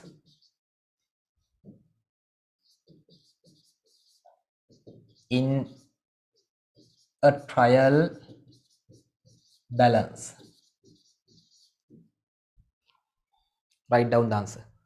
Suspense account is a temporary account which is used to record the difference in a trial balance.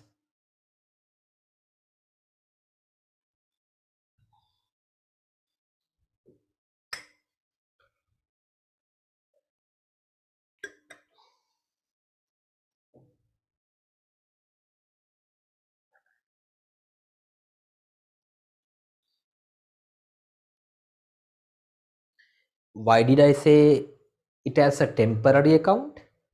Because when all errors are corrected, the suspense account should not have a balance. When all errors are corrected, the suspense account should not have a balance. That is why it is called as a temporary account. Okay, this is the answer, but the additional things you can write using your different color pen. Write down next point: when all errors are corrected,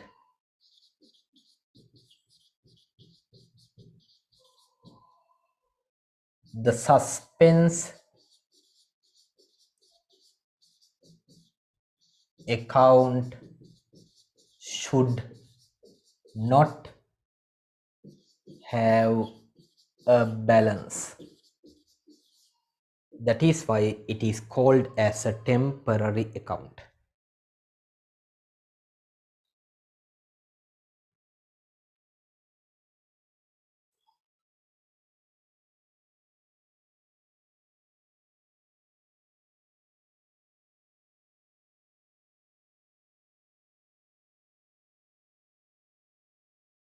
Okay, let me ask you a question. Now, is the suspense account created because of all errors? Is the suspense account is created because of all errors, all type of errors? No. Suspense account is created because of the errors that do or that causes a difference in the trial balance. Okay, suspense account is created due to the errors that causes a a difference in the trial balance. Shall we write down that sentence as well? Next one. Suspense account is created due to errors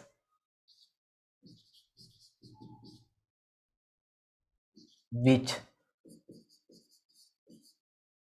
cause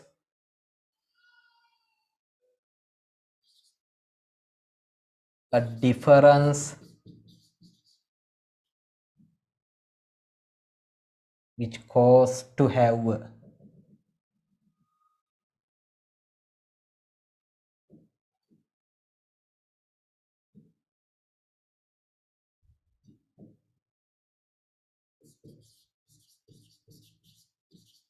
difference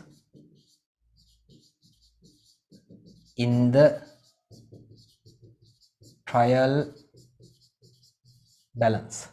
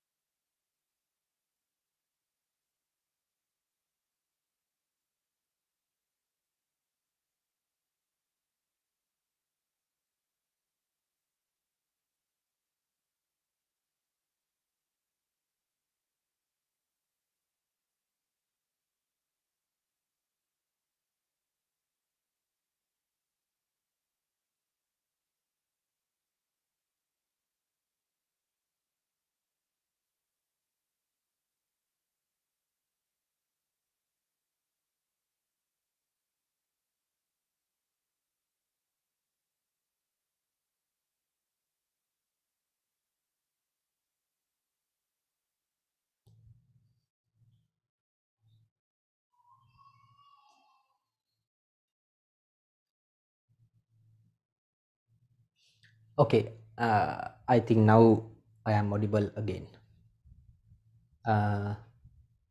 What was I telling you? The answer for the question is this. These two information are additional information which is useful for your examination. And I told you at the beginning, you need to write precise answers, short and sweet answers. Don't write lengthy answers for accounting part. Got it? Right. So my plan is this. I take the part B, and after the part B, let's have a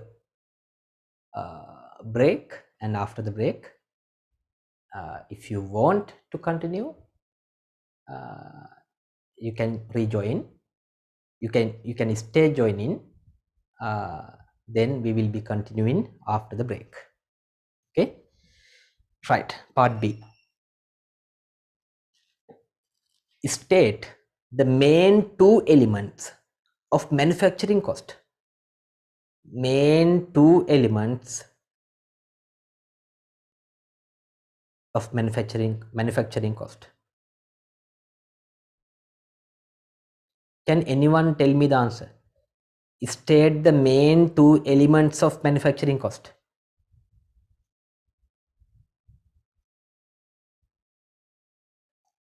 Can anyone tell me the answer for this question?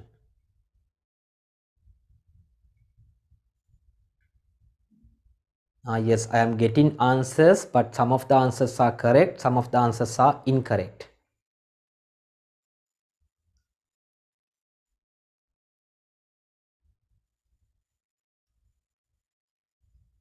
The correct answer is for part B, prime cost, which is also called as direct cost, and manufacturing, or we can say production overheads.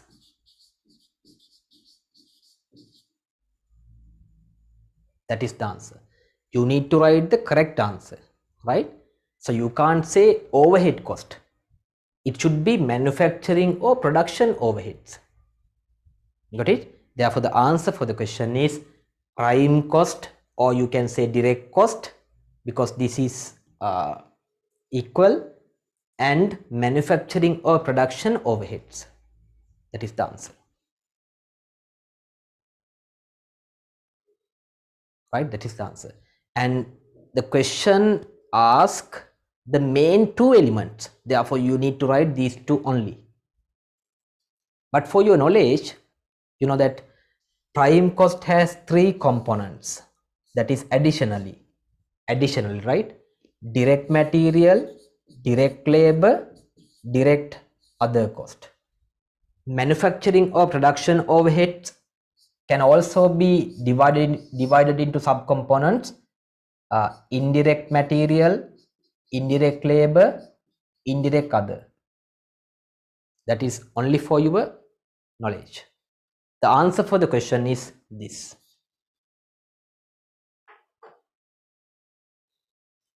Got it? Right. So we are in the second question. Let's have a small break, and I expect to start the resume the seminar at 11:30. So you get 15 minutes break, have a tea, and come back in 15 minutes, because I expect to start the second session at 11:30. Okay.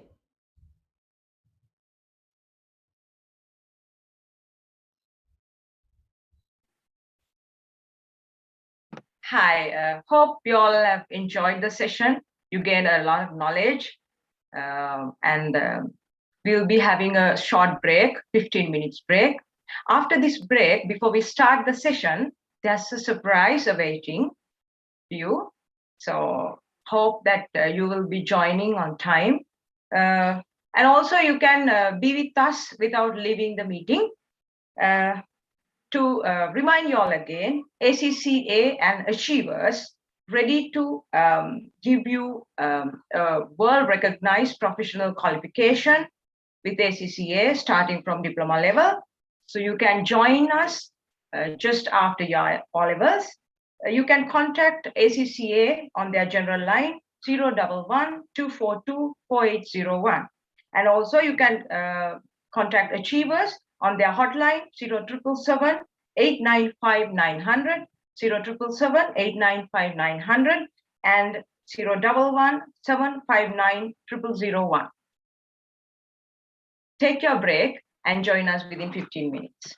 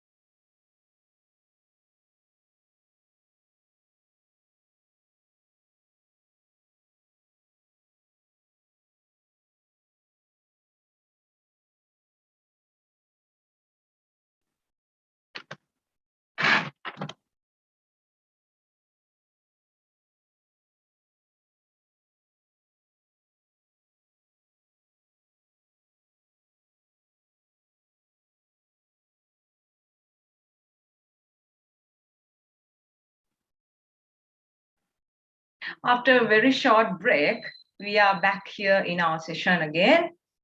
It's time to reveal the surprise, I think, by playing these two very important videos from ACCA and Achievers. We are going to reveal that surprise for you. Yeah, we can continue now.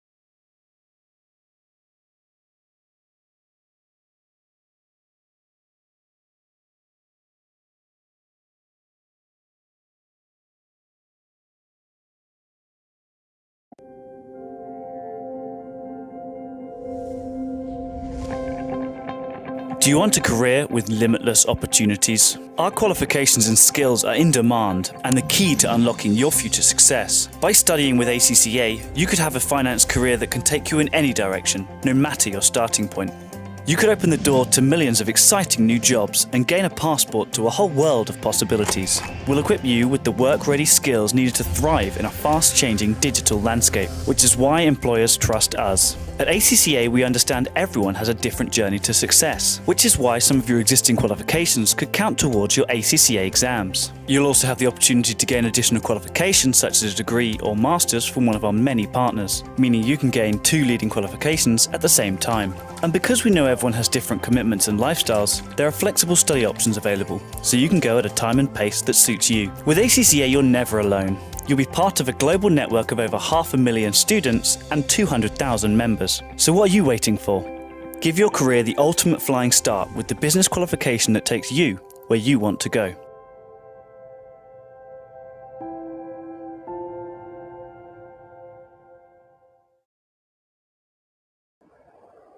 Hi guys, hope you all are doing great.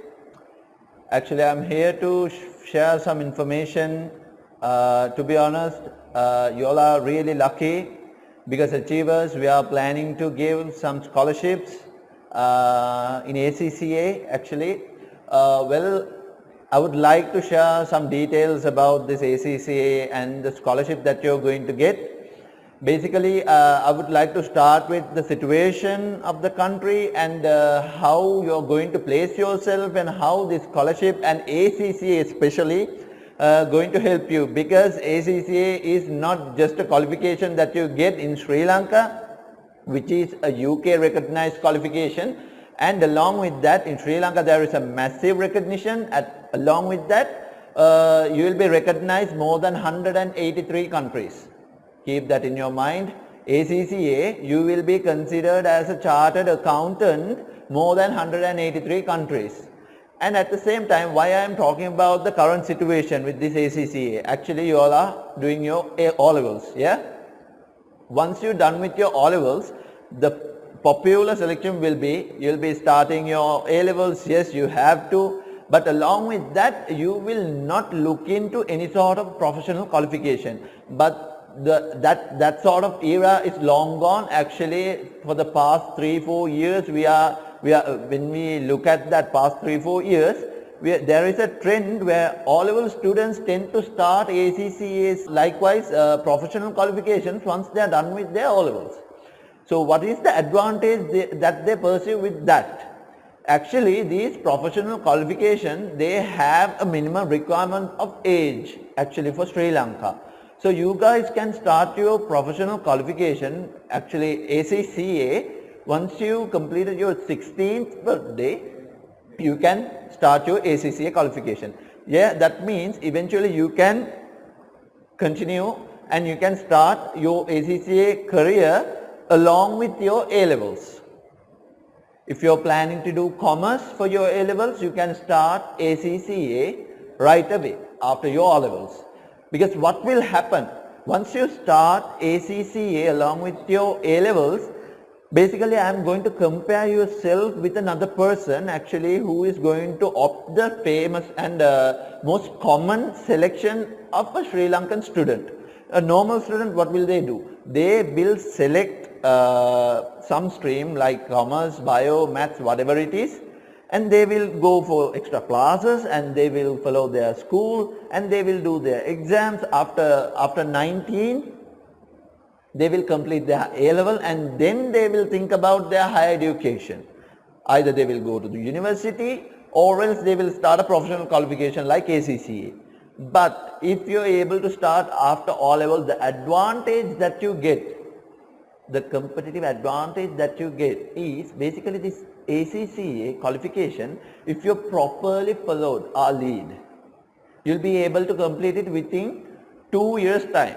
Actually, I'm not going to dig deep in that. You can complete it within 2 years time along with your, if you're selecting commerce, you can do it along with that stream, because ACCA, your A-level classes, your school studies, everything is going to be supplementary, because ACCA is not an alien subject for commerce. If you're doing ACCA, your A-level is going to be peanuts, to be honest. So achievers, we are planning to give out some scholarships for this time O-level dropouts. Guys, as I mentioned you, the scholarship is actually exclusive because this is the highest percentage in achievers. It will be 50%. You will be getting 50% if you are able to apply and get the scholarship. All you have to send is these details for the number that I have mentioned here.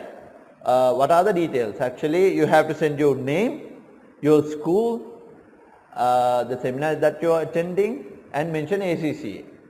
So guys, I would love to wish you all the best for your upcoming O-level exam.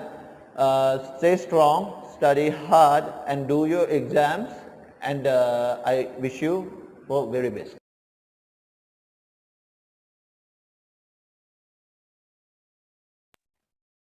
Okay, we are going to start our next session.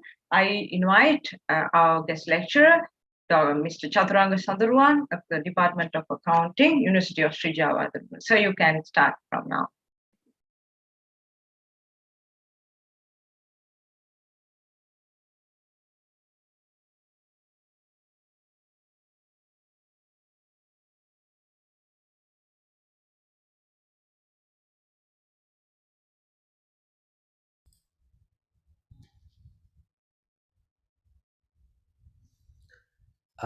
Right. So welcome you back to the second session.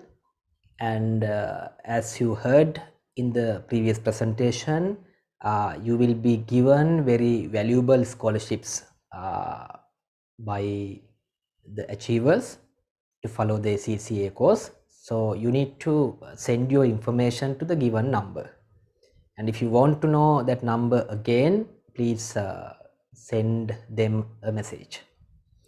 Well, so we have been discussing the accounting part of the paper, and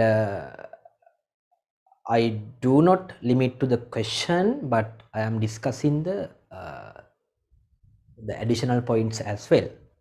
So we are in the question number 6. Part 1 is done. Part number 2. What does it say? Rangana started a business on 1st December 2021 to manufacture school bags, and following information is given for the month of December 2021.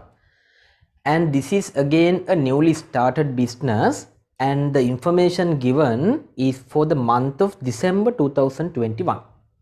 You may underline the month of December. And after the given information and also the other information, the requirement is manufacturing cost of a bag. That means production cost of a bag. And the other requirement is selling price of a bag. Right, let's calculate. we have been given the information on the cost items. Fabrics used, machine operator's salary of the month, other direct expenses of the month, factory monthly rent, annual depreciation of sewing machines, bank loan interest of the month. So these are the cost items. And in the other information it says during December 2021, 50 bags have been produced. So number of bags produced is 50. And it says Rangana expects rupees 600 profit from a bag. Right. Now how to calculate the manufacturing cost of a bag? So if you calculate the manufacturing cost of the month December, and that manufacturing cost can be divided by the number of units produced, then you get the manufacturing cost of a bag. And earlier, before the break, we learned the two main components of the manufacturing cost, that is prime cost and manufacturing overheads. Got it? So we need to calculate the manufacturing cost of the period and divide that cost by the number of units, then we get manufacturing cost of a bag. Let's do. Right. First, question 6 part 2, fabrics.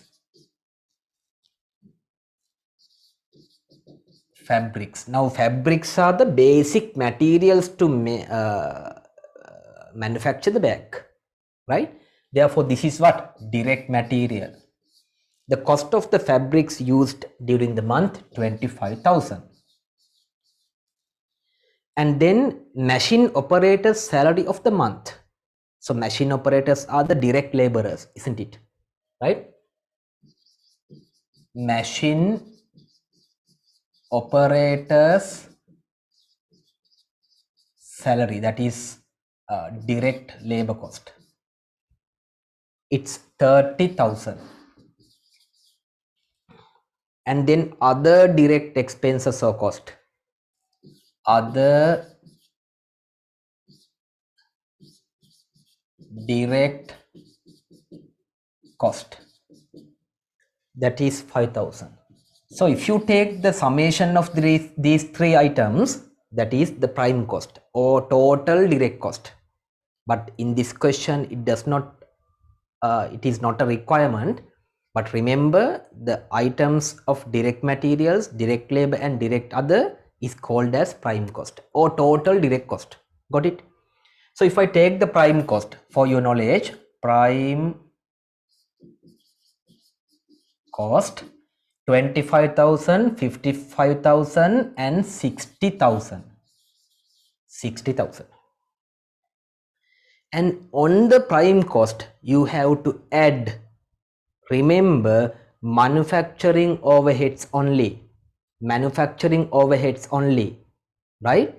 Now here we are given the factory rent, factory monthly rent. Look at that, factory monthly rent, right? So it is a manufacturing overhead. Manufacturing overhead, factory rent, how much? It's 15,000. But if you look at the next item, annual depreciation of machineries, annual, but we are preparing this for a month. So annual depreciation is given for the sewing machine. So to take the monthly depreciation, you have to divide this total annual depreciation by 12 months. Got it? So that's why I asked you to read the question very carefully. Otherwise you will miss this key important information and thereby your answer will be wrong. Got it? So when you read the question, you need to underline the key phrases. Here, annual depreciation, right? Of sewing machines. Sewing machines are being used in the factory, therefore this is a manufacturing overhead. So 84,000 for the year, right? 84,000 for the year. Therefore, machine depreciation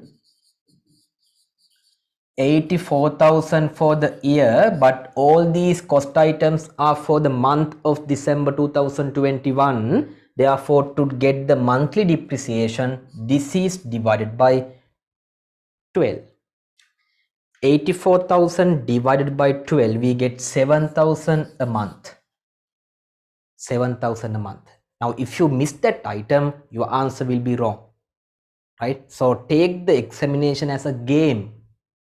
I know that you like to play games, and take the examination as a game. That's a challenge. So if you achieve the challenge, then you will be success, right? So here also assume that you have been given a game to play, so we are playing the game, right? Okay, this is, I think, understood. The next item, look at that, bank loan interest of the month. Now, bank loan interest is not a manufacturing overhead, right? Bank loan interest is not a manufacturing overhead.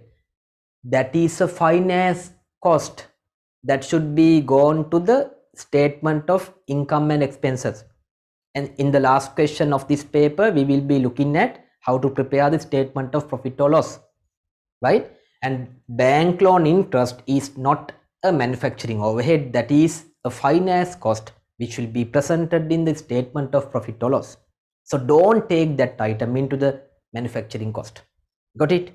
So your manufacturing cost of the period is 60,000, 75,000, 82,000. This is total manufacturing cost. But this is not the answer. The question is about the manufacturing cost of a bag, right? So we can write the answer A, manufacturing cost of a bag. How do we take the manufacturing cost of a bag? Total manufacturing cost is 82,000, that divided by 50 units. Because during the month of December, we have produced 50 units, right? So 82,000 divided by 50, we get 1,640. That is the answer. Got it? 1,640 is the manufacturing cost of a bag. Got it? Right. And second part B,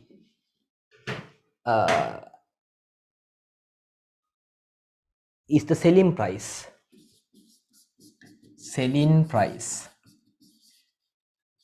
We all know that selling price comprises the cost and the profit. In other words, if you add the profit to the cost, you get the selling price. Okay, so cost plus profit is always equal to the selling price. Now the cost of a bag is 1,640, and Rangana, the owner of the business, expects rupees 600 profit from a bag. So add 600 profit. Therefore, bag selling price is 2,240. That is the answer. 2,240. Very good question. This is. Got it? And sometimes you will have to, or you will be given the percentage of the cost as the profit. So for example, the profit percentage is 20%. Then if you know the cost of an item 1,640, say for example, right, and you can calculate the profit by multiplying the profit percentage, say 20%. 1,640 multiplied by 20%, you get the profit. Cost plus profit is equal to the selling price. Okay, selling price.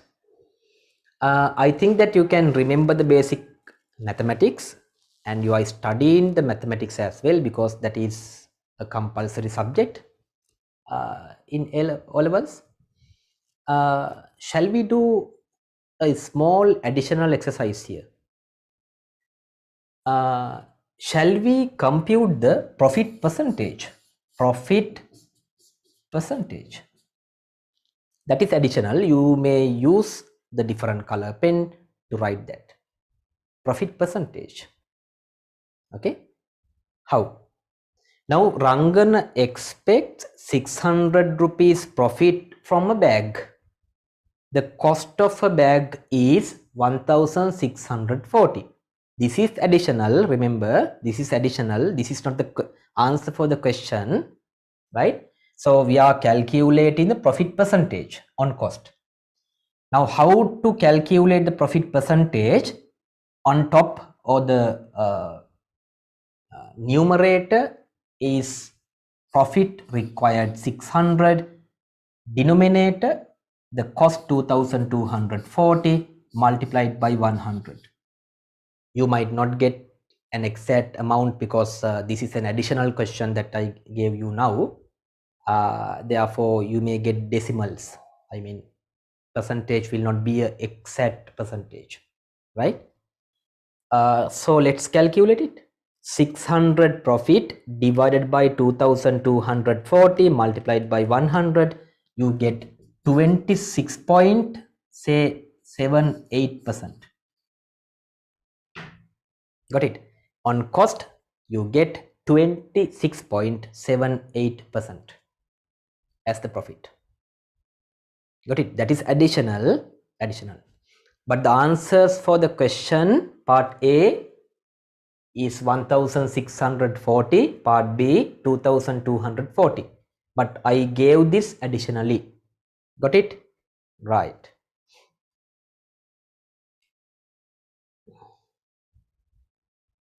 If you have questions, you can ask as earlier.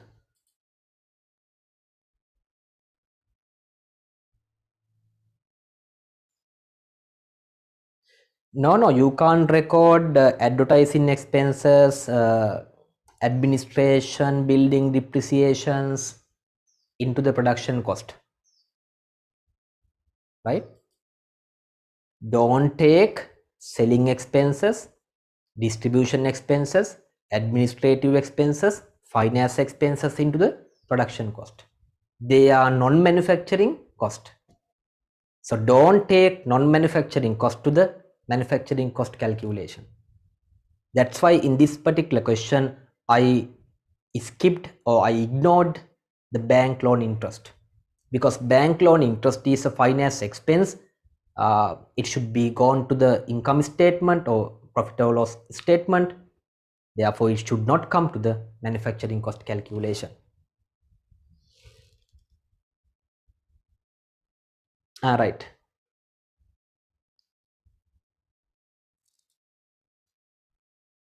Yes. This is from the selling price. Sorry, I did a mistake here on cost, right? So please undo how this should be cost, isn't it? This is the selling price. I have taken it incorrectly. This should be cost. Take the eraser and erase it like this. Very simple. That is not a big problem when you compare the problems that we faced in the country, right? That is not a big problem. Take the eraser or tippets and take the cost. I have taken it incorrectly. Okay. Now the cost of the item is 1640. I have taken it incorrectly as the selling price. Okay. Don't worry. Then the percentage is different. 600 divided by 1640 multiplied by 100, it is 36 point something, neither 36.58. Please make it as 36.58 because I have taken the selling price as the denominator.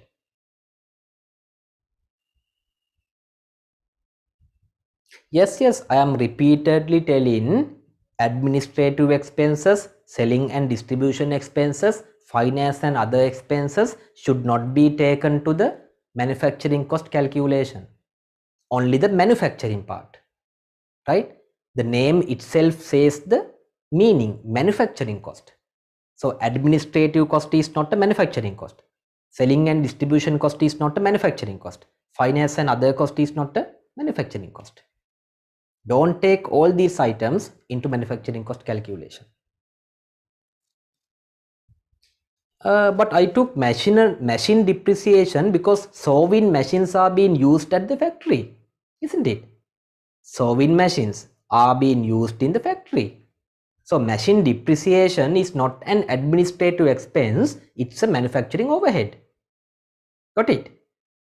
Because it specifically says, look at that, sewing machines. Now this organization is making bags. To make bags, they need to sew the fabrics. So sewing machines are being used at the factory. So machine depreciation comes under the manufacturing overheads. Got it? Right. So we go to the next question.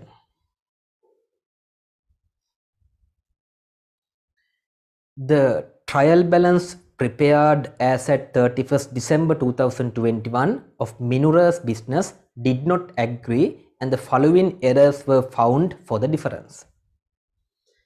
We have been given 4 errors.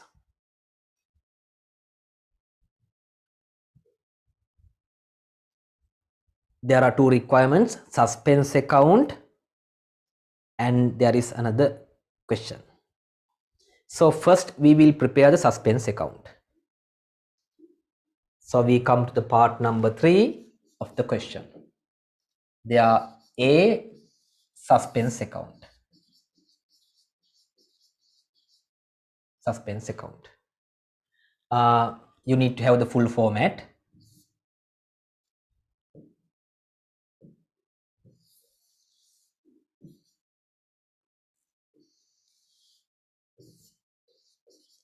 Suspense account, date, description, folio, amount. Date, description, folio, amount.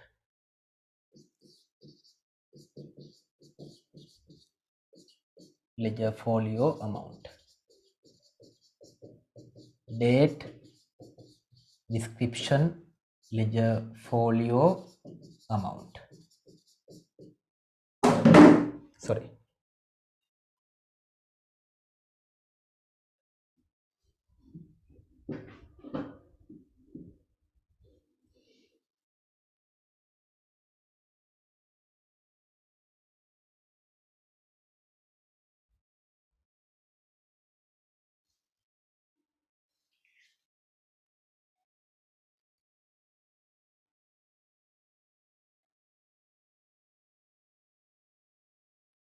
Right? Okay. Now, as I said you earlier, the errors that do impact to have a difference in the trial balance are the reasons to create the suspense account. Errors that do create a difference in the trial balance are the reasons to create the suspense account. Therefore, if we take one by one, look at this. The first one, credit sales of 13,000 has been recorded as 1,300 in the sales journal. Please underline the phrase in the sales journal. Now the correct amount is 13,000, but it has been recorded as 1,300 in the sales journal. Remember, there is a general assumption that if the error has been occurred in a journal or a prime entry book, we assume that both the debit and credit entries are wrong. Again, there is a general assumption that if the error has been occurred in a journal or prime entry book, the both debit and credit entries are wrong. Okay, therefore what has happened, this has been happened in the sales journal. So the both debit entry and the credit entry are wrong. Okay, therefore this error does not have an impact on the suspense account. I am not teaching the lesson from the beginning, just summarizing the error. Okay, so if I write it here as a work in number 1, right, number 1, now 13,000 credit sale. You know how to record a credit sale. Earlier also I said debtors account debit and and sales account credit. Okay, how to record the credit sales, debtors account debit, sales account credit. So what has happened, 13,000 credit sales has been recorded as 1,300 in the sales journal. So ultimately what will happen, debtors account is debited by 1,300, this is wrong, and sales account credited by 1,300, this is also wrong. However, if you look at these two entries carefully, debit and credit equals. Debit and credit equals. Therefore, this does not impact to the suspense account. Okay. Hope that you are getting things right. Okay. This is number 1. Number 2. What has happened? Cash receipt from a debtor, amounting to rupees 8,000 has been correctly recorded in the cash book. Please underline, has been correctly recorded in the cash book. What is it? Cash receipt from a debtor. Cash receipt from a debtor has been correctly recorded in the cash book but recorded as 800 in the debtor's account. Let's see what has happened. Now if you can remember how to record the cash receipt from a debtor, just remember cash receipt from a debtor, cash account debit, debtor's account credit, cash debit, debtor's credit, isn't it? Right. So what has happened?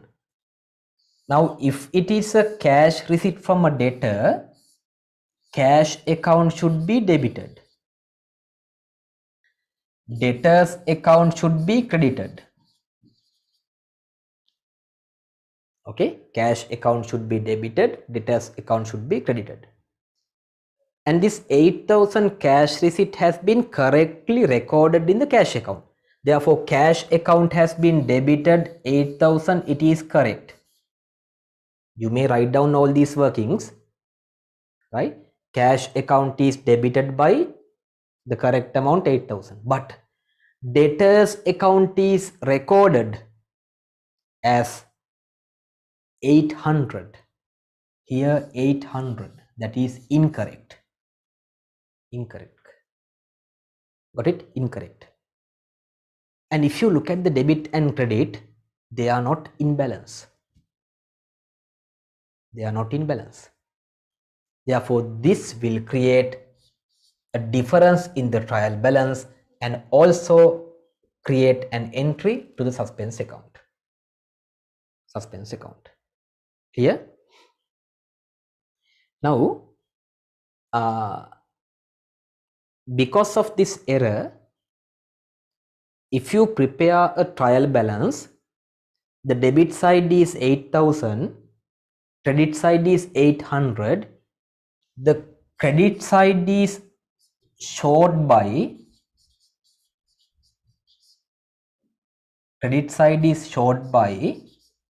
800. Clear? Credit side is short by 800. Sorry, not 800.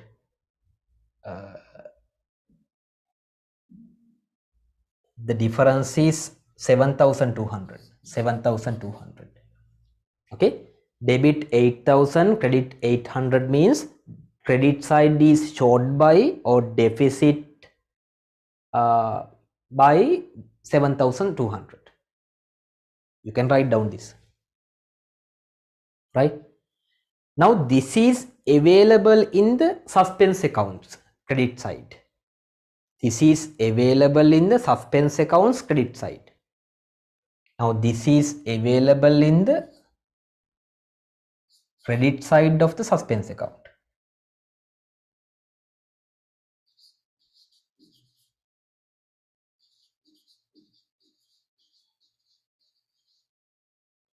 This is a bit difficult, but later on you can consult or you can ask from your teacher as well, right?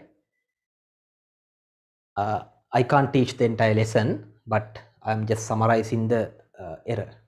Cash debit 8,000, debtors credit 800. So apparently credit side is short by 7,200.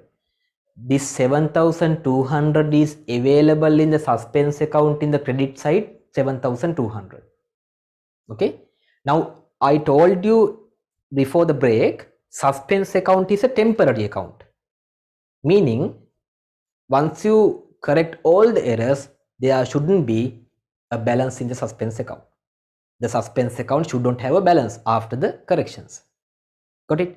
Then now the balance in the suspense account is credit by 7,200. Now in order to cancel the suspense account, we have to debit the suspense account by 7,200. Okay. But here we are not given the balance of the suspense account. This question is little bit difficult, right? But you can listen the explanation carefully, right? The balance is not given, so the balance may be coming from the debit side or credit side. We don't know from which side the balance will be coming, right? Therefore, what do? We keep the first line. Skip the first line.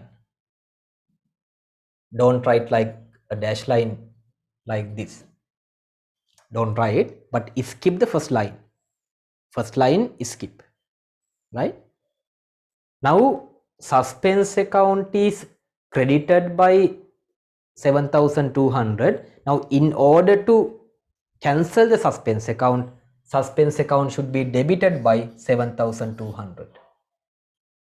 Suspense account should be debited by 7,200, right? And debtors account should be credited by 7,200.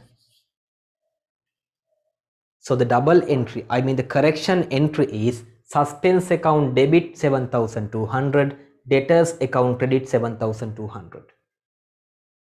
Right? I'm sure that if you haven't studied this lesson carefully, this might be difficult. Okay. So if so, please see that lesson, study that lesson once again, right? So here you can write debtors.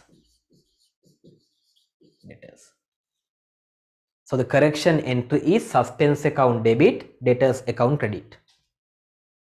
Suspense account debit, debtors account credit. Okay, why did I skip the first line? We don't know the available balance of the suspense account. So I kept the first line in the suspense account. Later we can find the available balance, right? So that is the second one.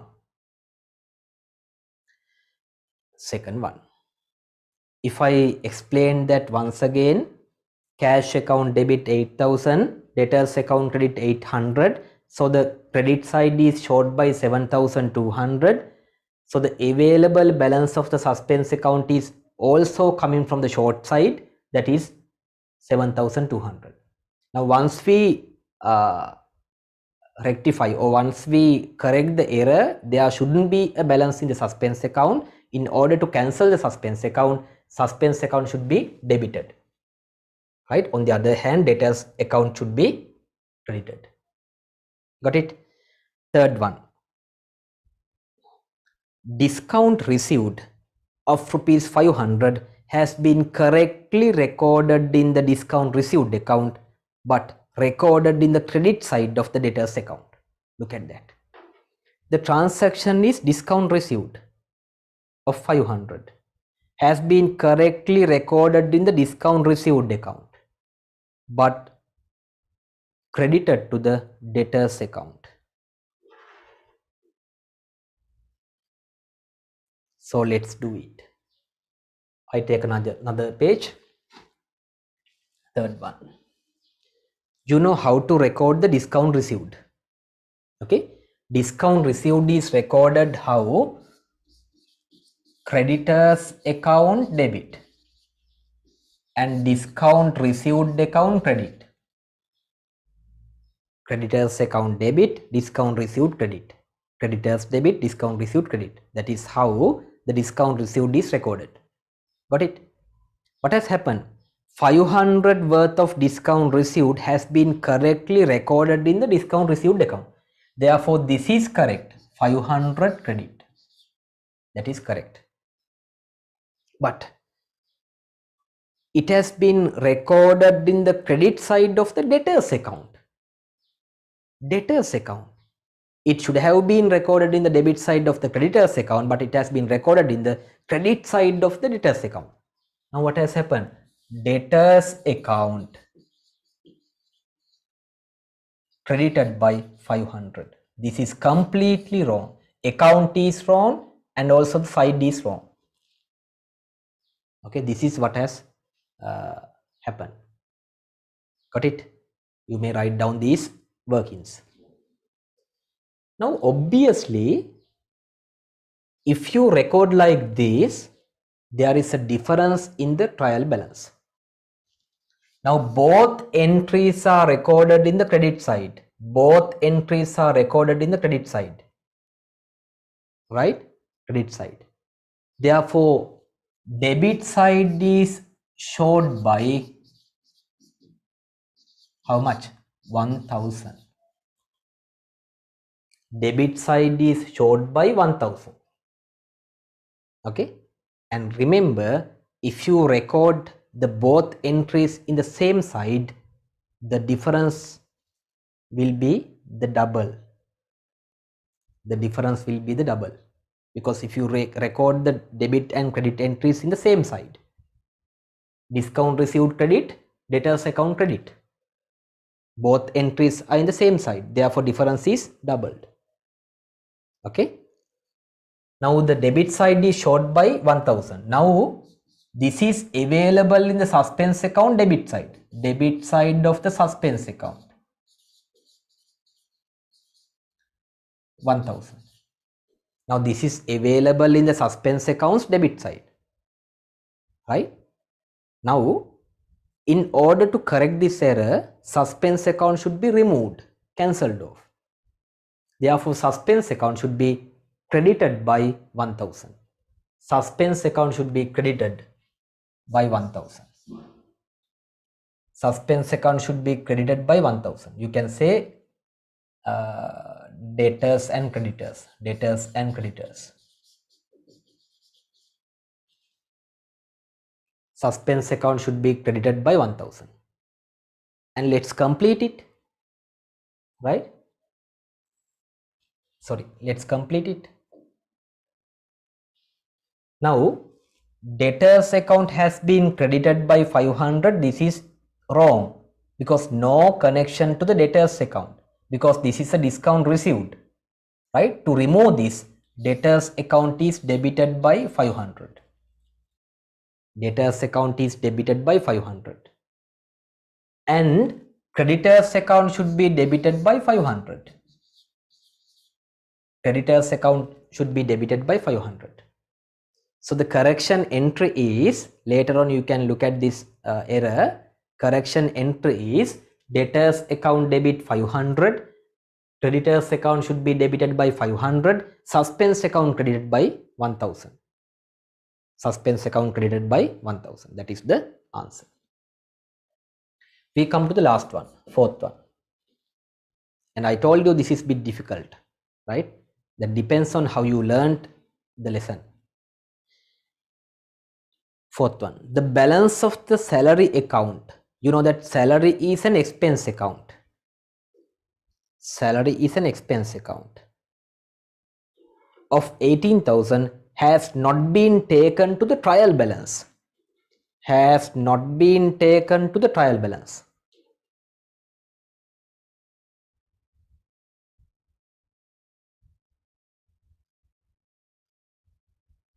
Yes, we can record this 1000 separately. You can say 500 debtors, 500 creditors, doesn't matter. Anyway, suspense accounts credit side should have 1000. It can be separated. It can be divided into 500, 500, right? Doesn't matter. But anyway, the credit side should have 1000. Got it? Right. Now, last one, what has happened, that is happened in the trial balance. That is happened in the trial balance. Trial balance, debit and credit. And I will give another additional information. We learned 5 elements of financial statements or accounting at the very first beginning of this seminar, right? Asset, liabilities, equity, income and expenses. They are the 5 elements of accounting or financial statements: asset, liabilities, equity, income and expenses. Now I told you asset and expenses are same. I mean, not same. Asset and expenses behave in the same manner when it comes to the double entry principles. Now remember, asset and expenses accounts are having debit balances. Asset and expenses accounts are having debit balances, whereas liabilities, equity and income accounts are having credit balances.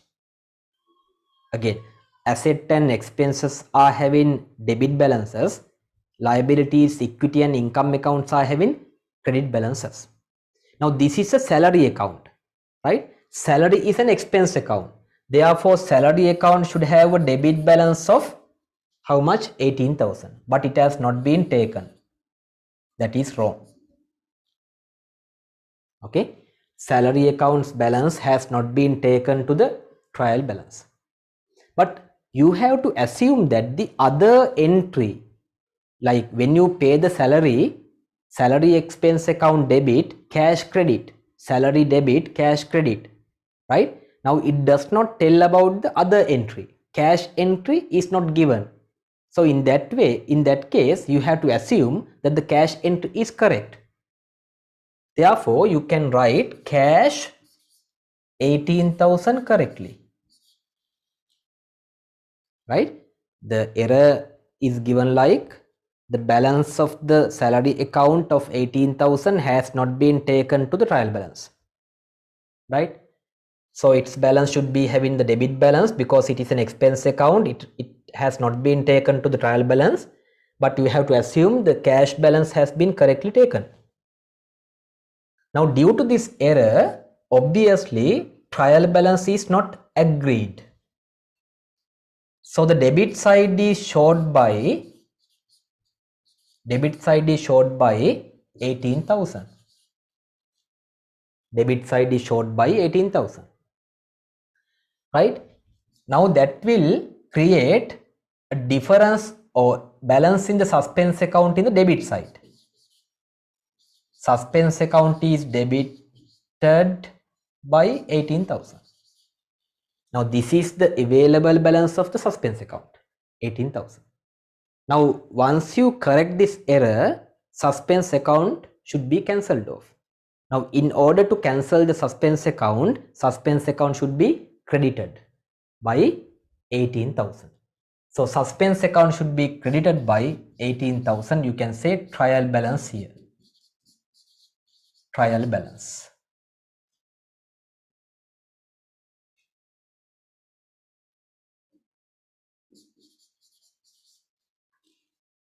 Okay, trial balance. Of course, this is a bit difficult, but if you look at the past papers, you will see questions like this.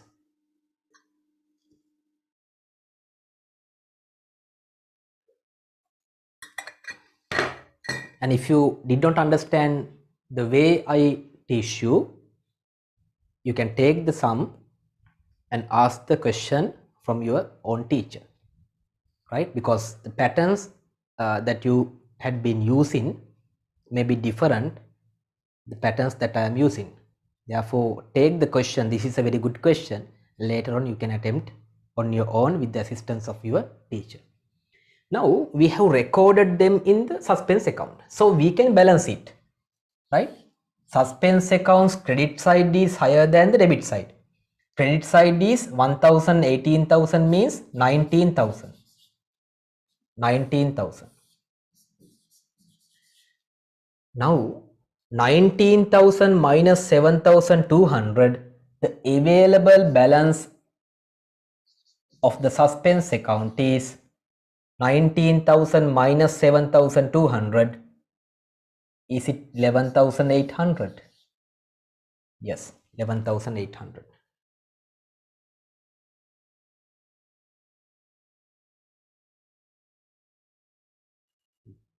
Yes, 11,800. 11,800. That is the answer for the A. You get 2 marks. 2 or 3 marks.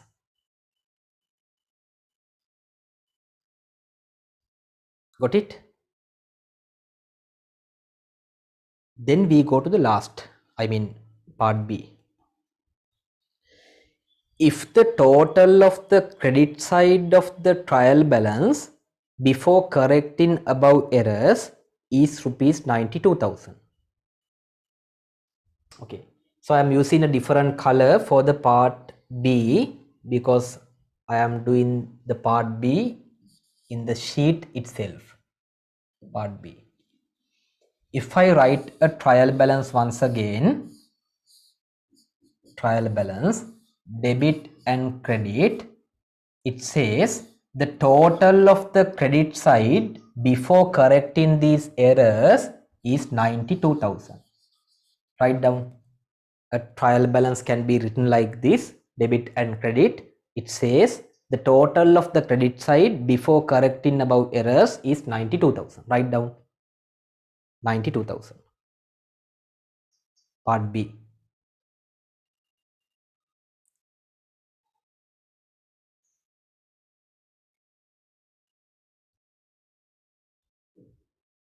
The total of the credit side before correcting above errors in the trial balance is 92,000.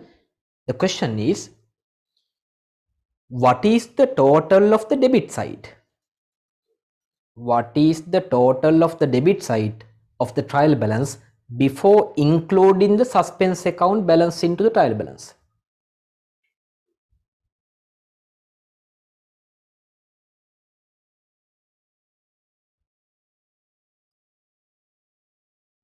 Right?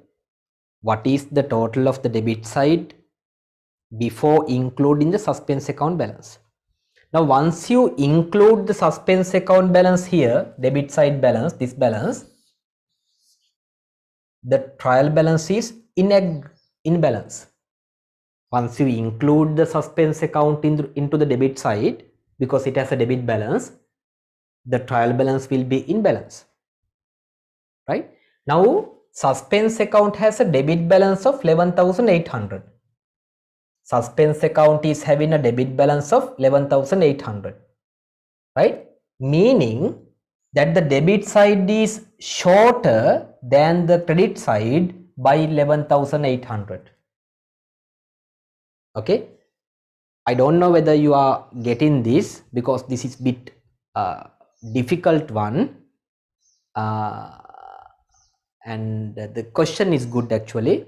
So try to understand this question. If not, please do this question later on with the assistance of your teacher, right? Now the credit side is 92,000. Suspense account has a debit balance of 11,800, meaning the debit side is shorter than the credit side by 11,800. So this balance should be 92,000 minus 11,800. It's 80,000 200. That is the answer. 80,200. The answer is 80,200.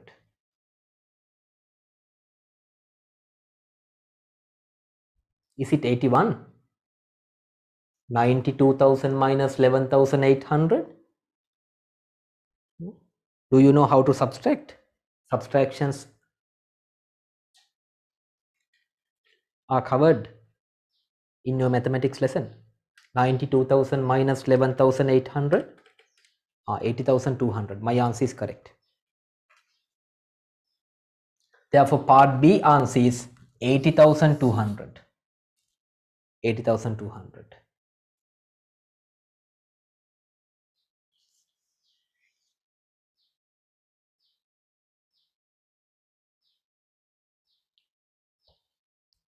Got it? Right. So please do this question once again after the seminar.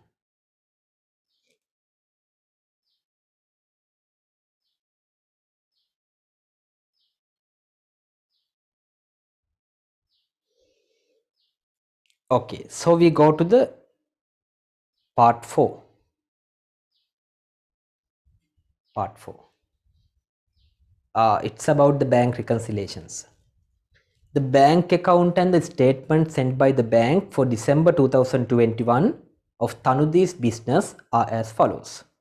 Bank account December 2021 and the bank statement December 2021. And also we have been given other information.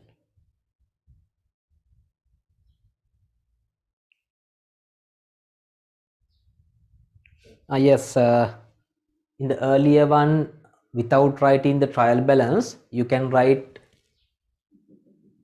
a line of dots, doesn't matter, but that is not necessary. You can write a line of dots. Okay, here. Without writing trial balance, you can write a line of dots, doesn't matter. Okay, so coming back to the question, part 4. Under other information, the correct value of the check number 425,127 is 20,000. Look at that. Please circle that check. If you are having a printed paper, what is that check? 425,127, this one. Here also this one.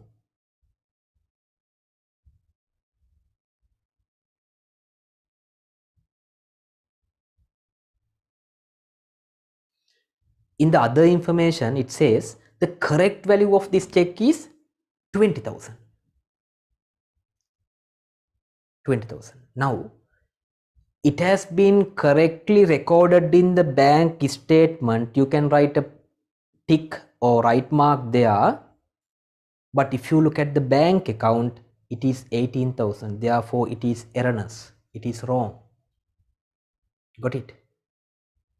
Because under the other information, it says correct value of the check number 425,127 is 20,000. So it has been correctly recorded in the bank statement by the bank, but from our end, from the business's end, it has been recorded as 18,000. So it is an error happened in the bank account. Got it? Error happened in the bank account. Right. Okay, so with that, we can go to the requirements. Prepare the revised bank account. Sometimes you might have heard adjusted bank account. Doesn't matter.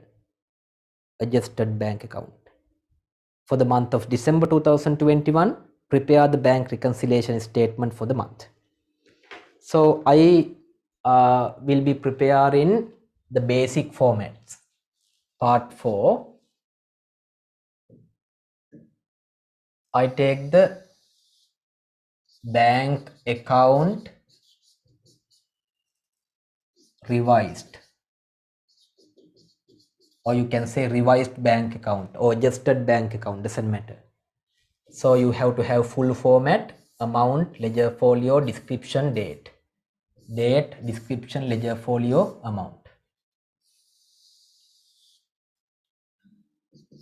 Date, description, ledger folio, amount.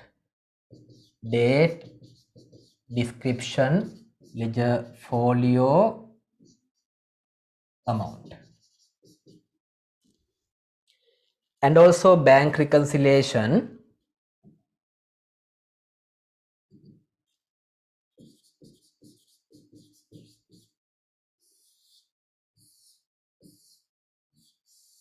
A statement like this. On top I take the adjusted bank balance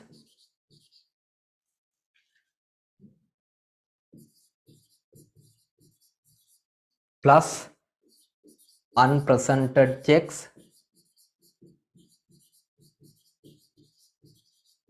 minus unrealized checks. Then we get bank statement balance. Bank statement balance.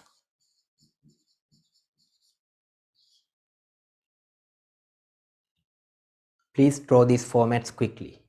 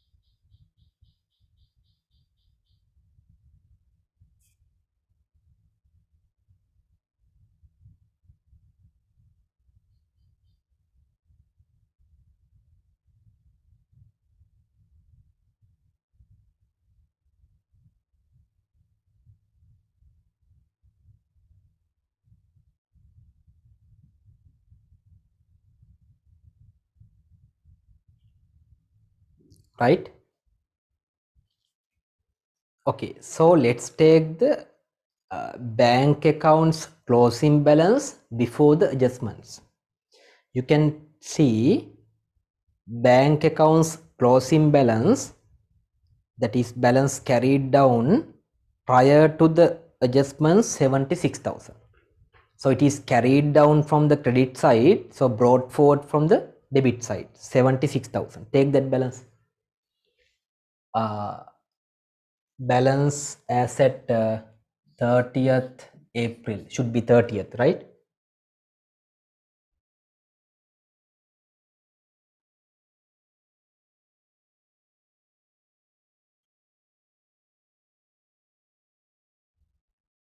No, it is 31st December.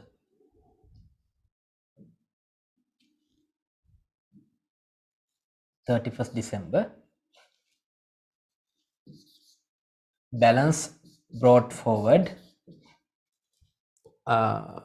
76,000. That is the bank account balance before the adjustments. Before the adjustment, right? And if a balance is carried down from the credit side, you have to take that balance as a debit balance because it is brought forward from the debit side. Got it?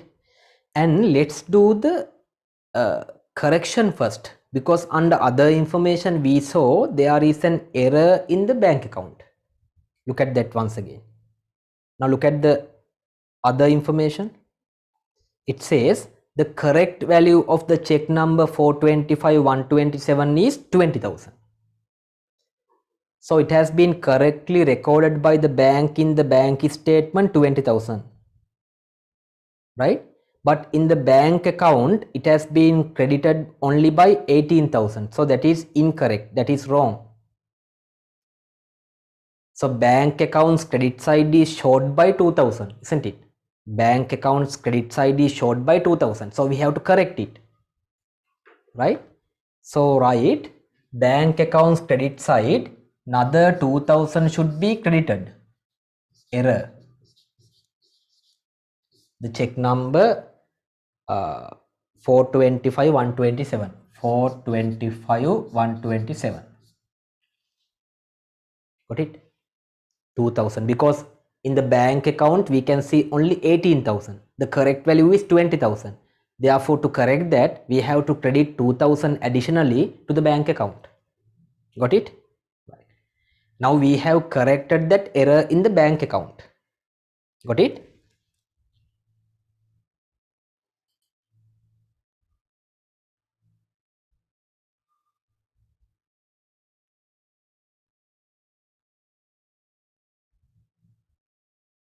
Vindu is saying that we hearing you twice. Is that? I don't have any technical matter here. Is it common to you all?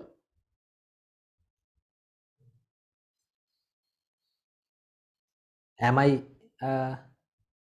No. All right. So that is something wrong with the Vindu side. Right. Okay. Now we can compare the bank account and the bank statement and identify the differences for the difference in the two balances. Right. So let's compare. Now here there are two mistakes. This should be 18 December. This should be 31st December. Last two dates. 18th December, 31st December. That is actually not a matter to the question. Right. So beginning balance in the bank account 36,000, it agrees. Right, it agrees. From our side it is a debit balance, from the bank side it is a credit balance. Then check deposit, check number is 541233, 22,000. We can see it here. You can tick. Cash deposit 80,000, that is also seen in the bank statements credit side. We compare the debit side of the bank account with the credit side of the bank statement. Got it? We compare the debit side of the cash, so debit side of the bank account with the credit side of the bank statement. And if you look at the last check deposit, 41,000, let me change the color. Right. This cannot be seen in the bank statements credit side. So what is it? What is it? It is a unrealized check. We have deposited, but it has not been realized. Therefore, we can include that in the bank reconciliation. Write down unrealized check 633 122 numbered check. The value is 41,000. 41,000. Okay, unrealized checks.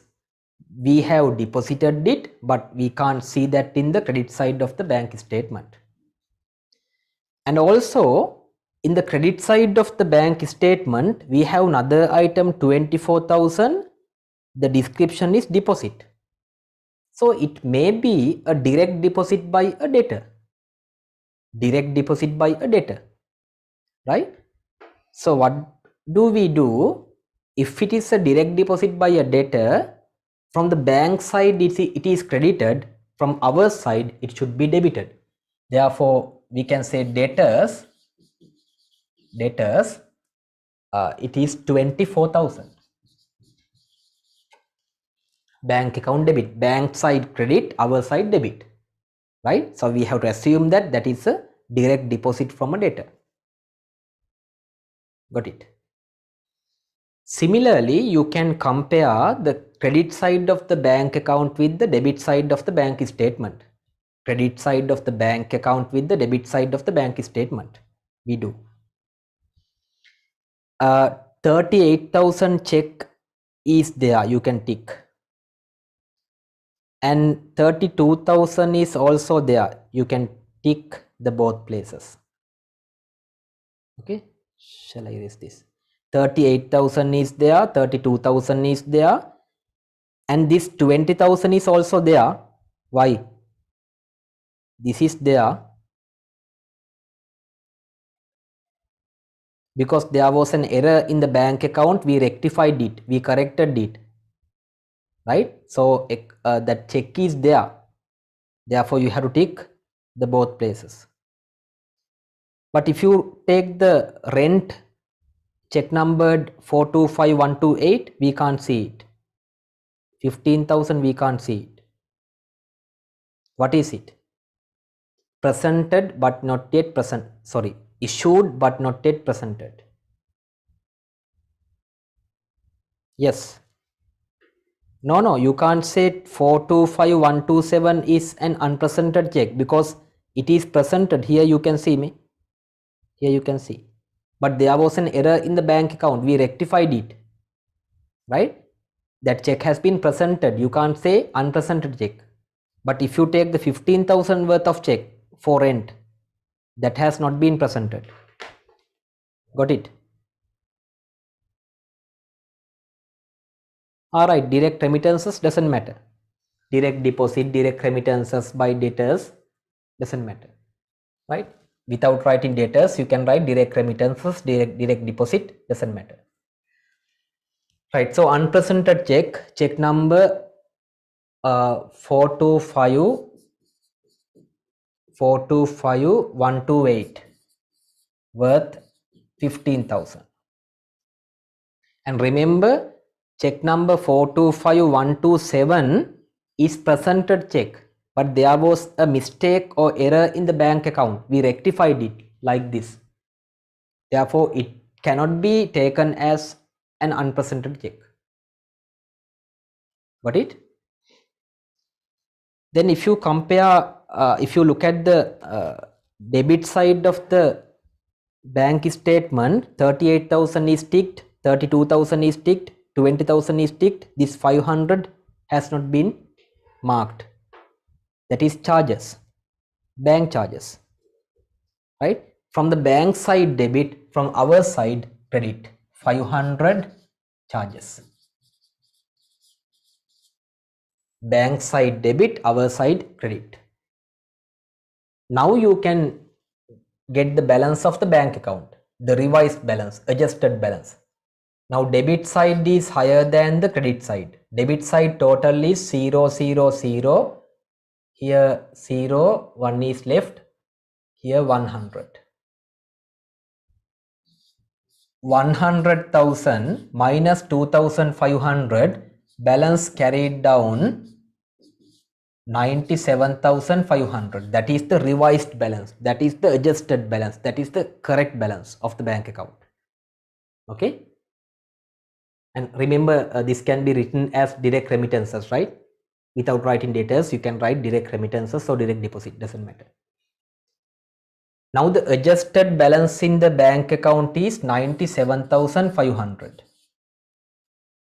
plus 15,000 minus 41,000, then you will be getting the bank statement balance. 97,500 plus 15,000 minus 41,000, it's 71,500. 71,500. And just look at whether you get the same balance in the bank statement. Yes, exactly correct. Exactly correct. Look at this. Sorry. 71,500. Exactly correct. Got it? Please complete the question.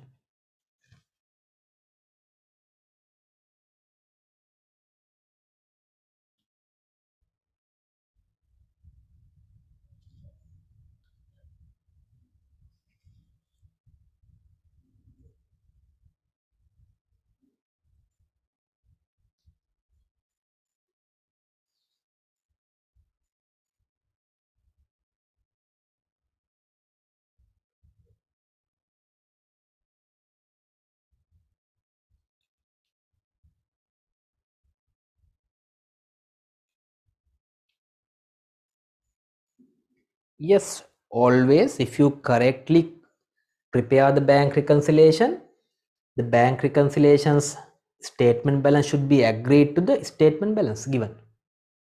Otherwise, there may be errors. Got it? And if you make it correctly, this balance should be agreed to the statement balance given in the question. Right. So we have completed the question number 6 completely. I have a lot of things to say, but the time limitation doesn't allow me to discuss all these things, because within this short period of time I can't do it, everything, right? Number 7, question number 7. What is the journal entry to record the investment income receivable? Look at that. Investment income receivable. Investment income receivable. Very simple. Question number 7, part 1A. Investment income receivable. If an income receivable, it is an asset. If it is an asset, it is a debit entry.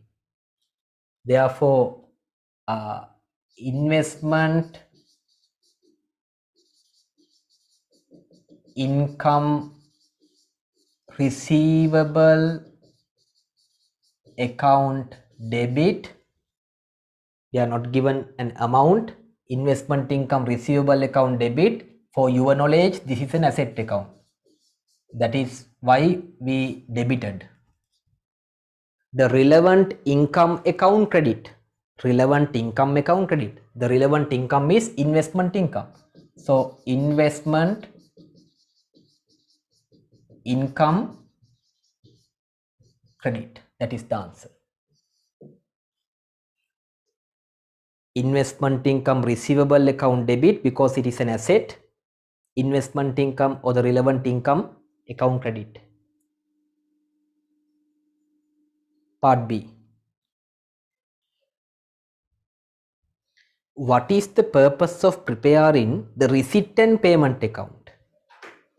Receipt and payment account in a non-for-profit organization. We prepare the receipt and payment account to find the cash balance at the end of the period. Very simple. To find the cash balance at the end of the period. Therefore, answer is to find the cash balance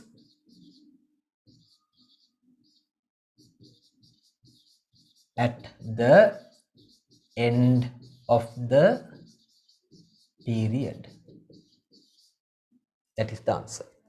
Receipt and payment account, which is similar to the cash book, right, is prepared to find the cash balance at the end of the period. That is the answer.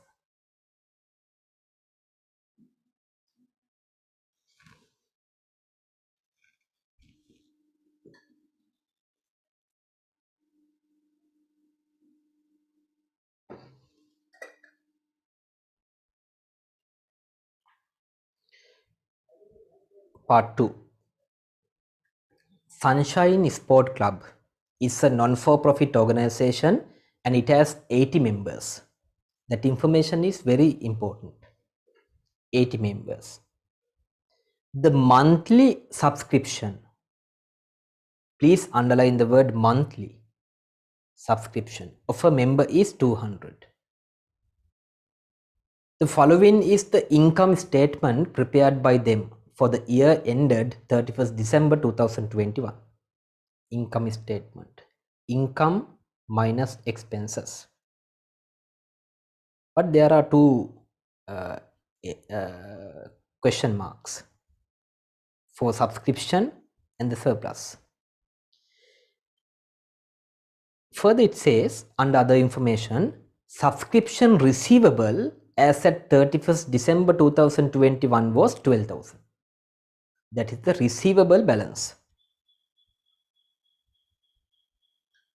Then prepaid rent, prepayment, overpayment, additional payment. Prepaid rent as at 31st December 2021 was 5,000 rupees. The balance of the receipt and payment account as at 1st January 2021, that is the beginning of the month, isn't it? 1st January 2021 was 40,000. That is the beginning balance of the receipt and payment account. Requirements are A. Subscription income and the surplus. Subscription income and the surplus for the year ended 31st December 2021.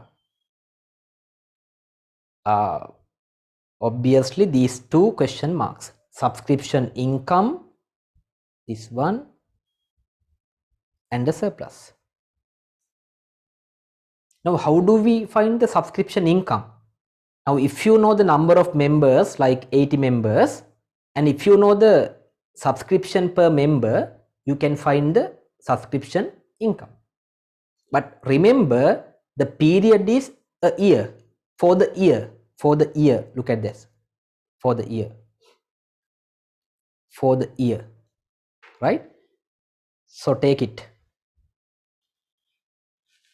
Second part, A, subscription income for the year.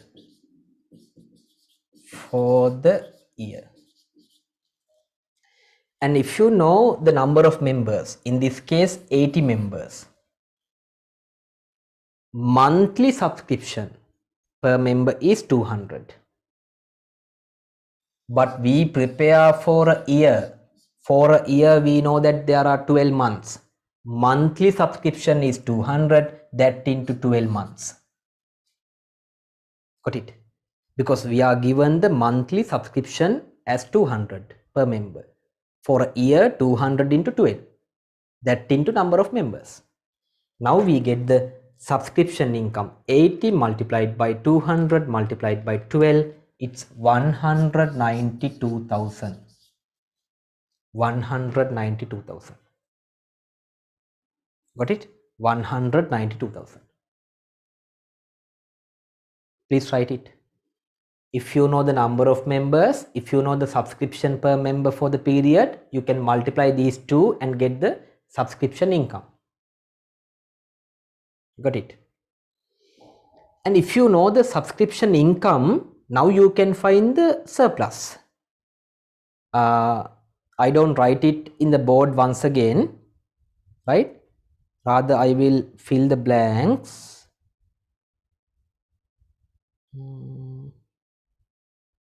What happens?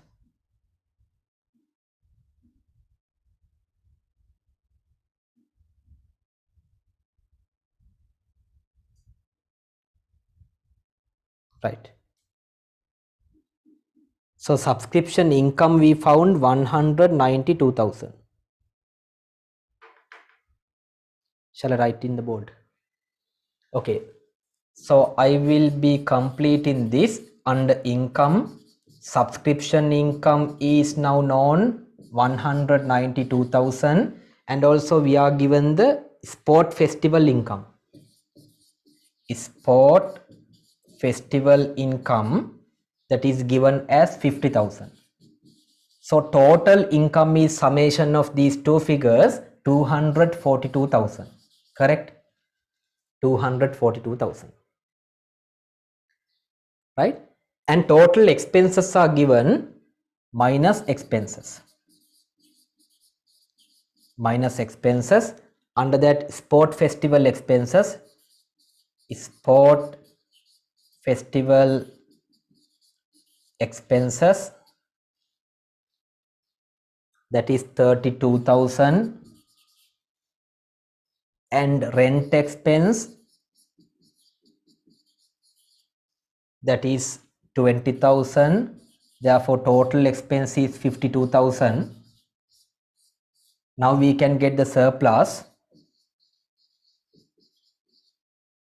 Here 0, 0, 0, 0, 90, 190,000. You don't need to prepare a statement like this because we want to find the answer. So you can take the total income like 242,000 and total expenses are given as 52,000. 242,000 minus total expenses 52,000, we get the surplus of 190,000. No, we can't adjust the prepaid rent here because we are given the rent expense. Okay, rent expense is the relevant amount for the period, but payment is different from the expense. So we can't adjust the prepayment here.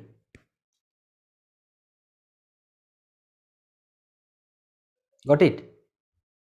That is the rent expense, the relevant amount for the period.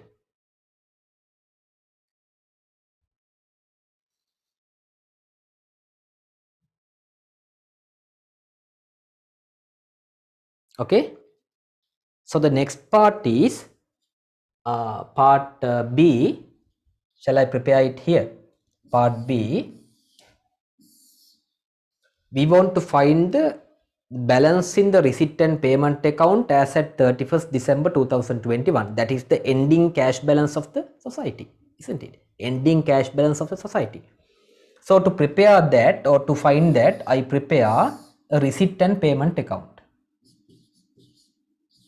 Receipt and payment account. Do we require to prepare the receipt and payment account?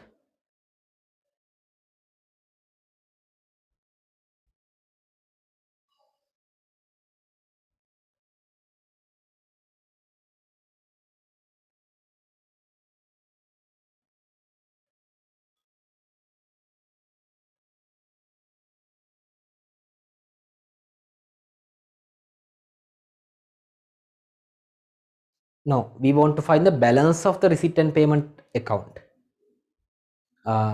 Therefore, I don't draw the full format of the receipt and payment account because we are not required to prepare the receipt and payment account. Rather, we want to find the balance of the receipt and payment account end of the period. Right? Now, the beginning balance, I mean balance as at 1st January 2021 of the receipt and payment account is given as 40,000. So beginning balance brought forward is 40,000. Write down 40,000. I did not prepare the full format because it is not a requirement in the question. Okay, beginning balance of the receipt and payment account is 40,000. That is given in the question under other information. Right, other information. Then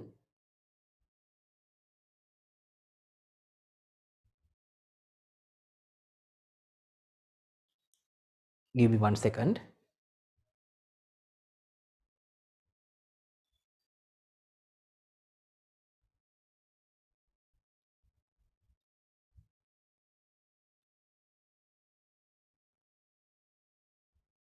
Okay, wait for a while.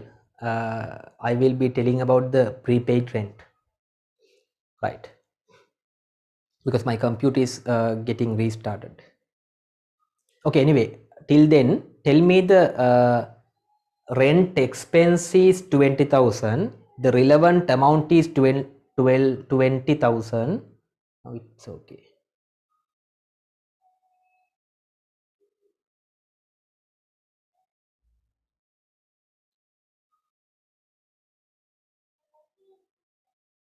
Right.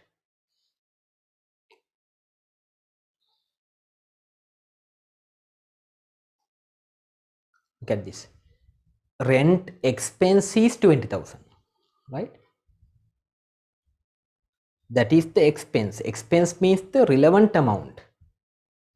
Prepaid rent as at 31st December 2021 was 5,000. Then how much we should have paid? Expense is 20,000. This is the relevant amount for the period or the year, but there is a prepaid amount end of the year, meaning we have paid 25,000.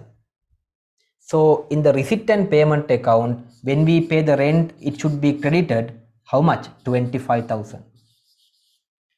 You have to think this very carefully because we have been given the income statement. Expense is the 20,000, but we have paid 5,000 additionally.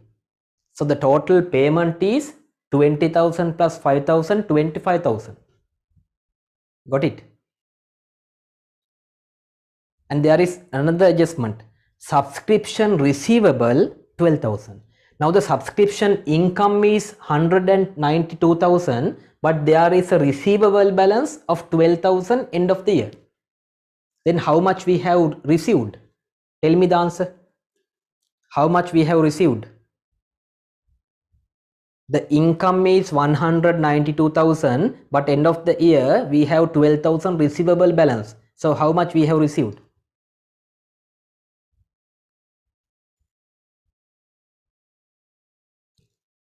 $192,000 is the income, but there is a receivable balance of 12,000. Yes, answers are correct. Yes, answers are correct. Therefore, how much we have received? 192,000 is the income, relevant income. Of that, 12,000 is receivable. Therefore, received amount is 180,000. How? 192,000 minus 12,000. That is receivable, right? Therefore, when we receive the subscriptions, receipt and payment account debit. Subscription 180,000. Got it? The income is 192,000. Of that, 12,000 is receivable. Therefore, received amount is 180,000. Okay, prepaid rent. I will tell once again. Now, the rent expense is 20,000. Rent expense. This is very important. Expense is the relevant amount. Right? Expense is the relevant amount for the period. Rent expense is 20,000, but there is an overpayment. Then how much we should have paid? 25,000 has been paid. Of that, 20,000 is expense. The remaining 5,000 is prepayment. 25,000 paid. Of that, 20,000 expense. Therefore, 5,000 prepayment. And remember, we have been given the expense, not the payment. Got it? And similarly, the subscription income is 192,000. Of that, 12,000 is receivable. So how much we have received? 192,000 minus 12,000, 180,000. When we receive receipt and payment account debit. Got it? Right. And other two items, sport festival income 50,000. We have to assume that it has been received correctly because there is no any adjustment. There is no any other information. Therefore, we have to assume this 50,000 is received, right? Therefore, receipt and payment account debit 50,000. Festival is sport festival income. Income is 50,000. There is no other information related to this. So we have to assume this is correctly correctly received. Similarly, under expenses, sport festival expense 32,000. There is no other information related to this. So we have to assume that this 32,000 has been correctly paid. Therefore, when we pay receipt and payment account credit, festival expenses 32,000. Right. This might be a difficult question, but if you look at the past papers, there are questions difficult than these, right? So what you can do is you can later look at these questions once again and try to answer with the assistance and the help of your teachers and other persons, right? So now I can balance the receipt and payment account and find the closing balance. Debit side, the total is 40,000, 180,000, 50,000. 40,000, 220,000, 270,000. 220,000. Hope my answer is correct. 270,000 minus credit side we have 25,000 and 32,000, altogether 57,000. 0, 0, 0. Here 10 minus 7, 3. 6 minus 5, 1, 2. So the closing balance is 213,000. That is the answer. That is the answer.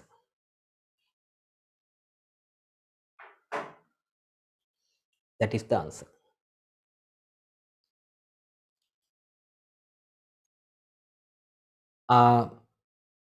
Is this paper difficult? Is this paper difficult?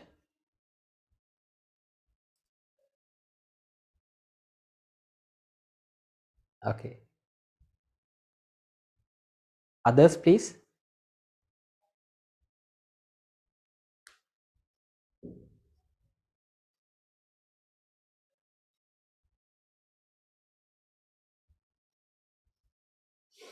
Okay.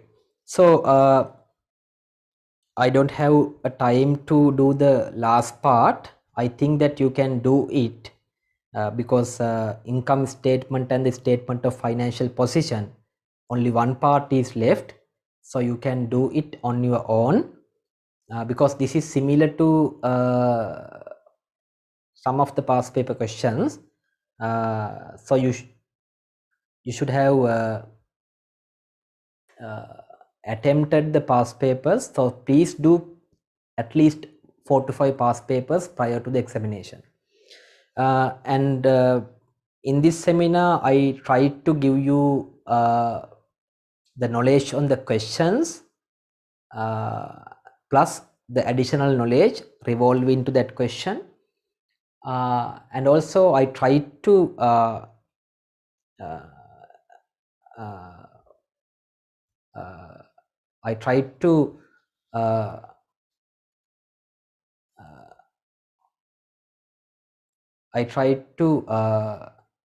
inform you that you need to think critically, logically when you read the question, right? Because questions may be given with some very important information. So if you don't grab these important information or key information, your answer will be wrong, right? So when you read the question, you have to read the question very consciously, very carefully. And when you see some key or important phrases or words, you may underline it, right? And try to understand all these things. Then only look at the requirement and then please answer for the required things. Now say for example, in the last question, we were not requested to prepare the receipt and payment account. Instead, we were asked to find the receipt and payment account balance. Okay. Therefore, this account will be a working. But if the question asks us to prepare the receipt and payment account, you have to have the full format, right? Likewise, look at the requirement and according to the requirement, answer for the question. And for the accounting part, do not write lengthy answers, right? Short and sweet answers, I mean precise answers should be written. Okay, so I think that you have got something out of this. As I told you earlier, within this short period I can't do a lot of things, but I tried my level best to do something, and I hope that I did my job very well, and you will be the witness for that. Therefore, you may give your feedbacks and comments to the organizers whether the seminar is effective or not. So let me wind up the today's session seminar, and please do the last part on your own with the assistance of your teachers and friends. Yes, and hope that you will do your exams very best at your level best and get 9 A's for the O levels and do A levels as well as professional courses as mentioned earlier, and you will be a good professional someday. Okay, If you will be lucky enough to come to the University of Sri Javardhanapura, I will be there at the Department of Accounting, so you can meet me. Okay, so we have come to the end of the seminar, and so organizers, over to you.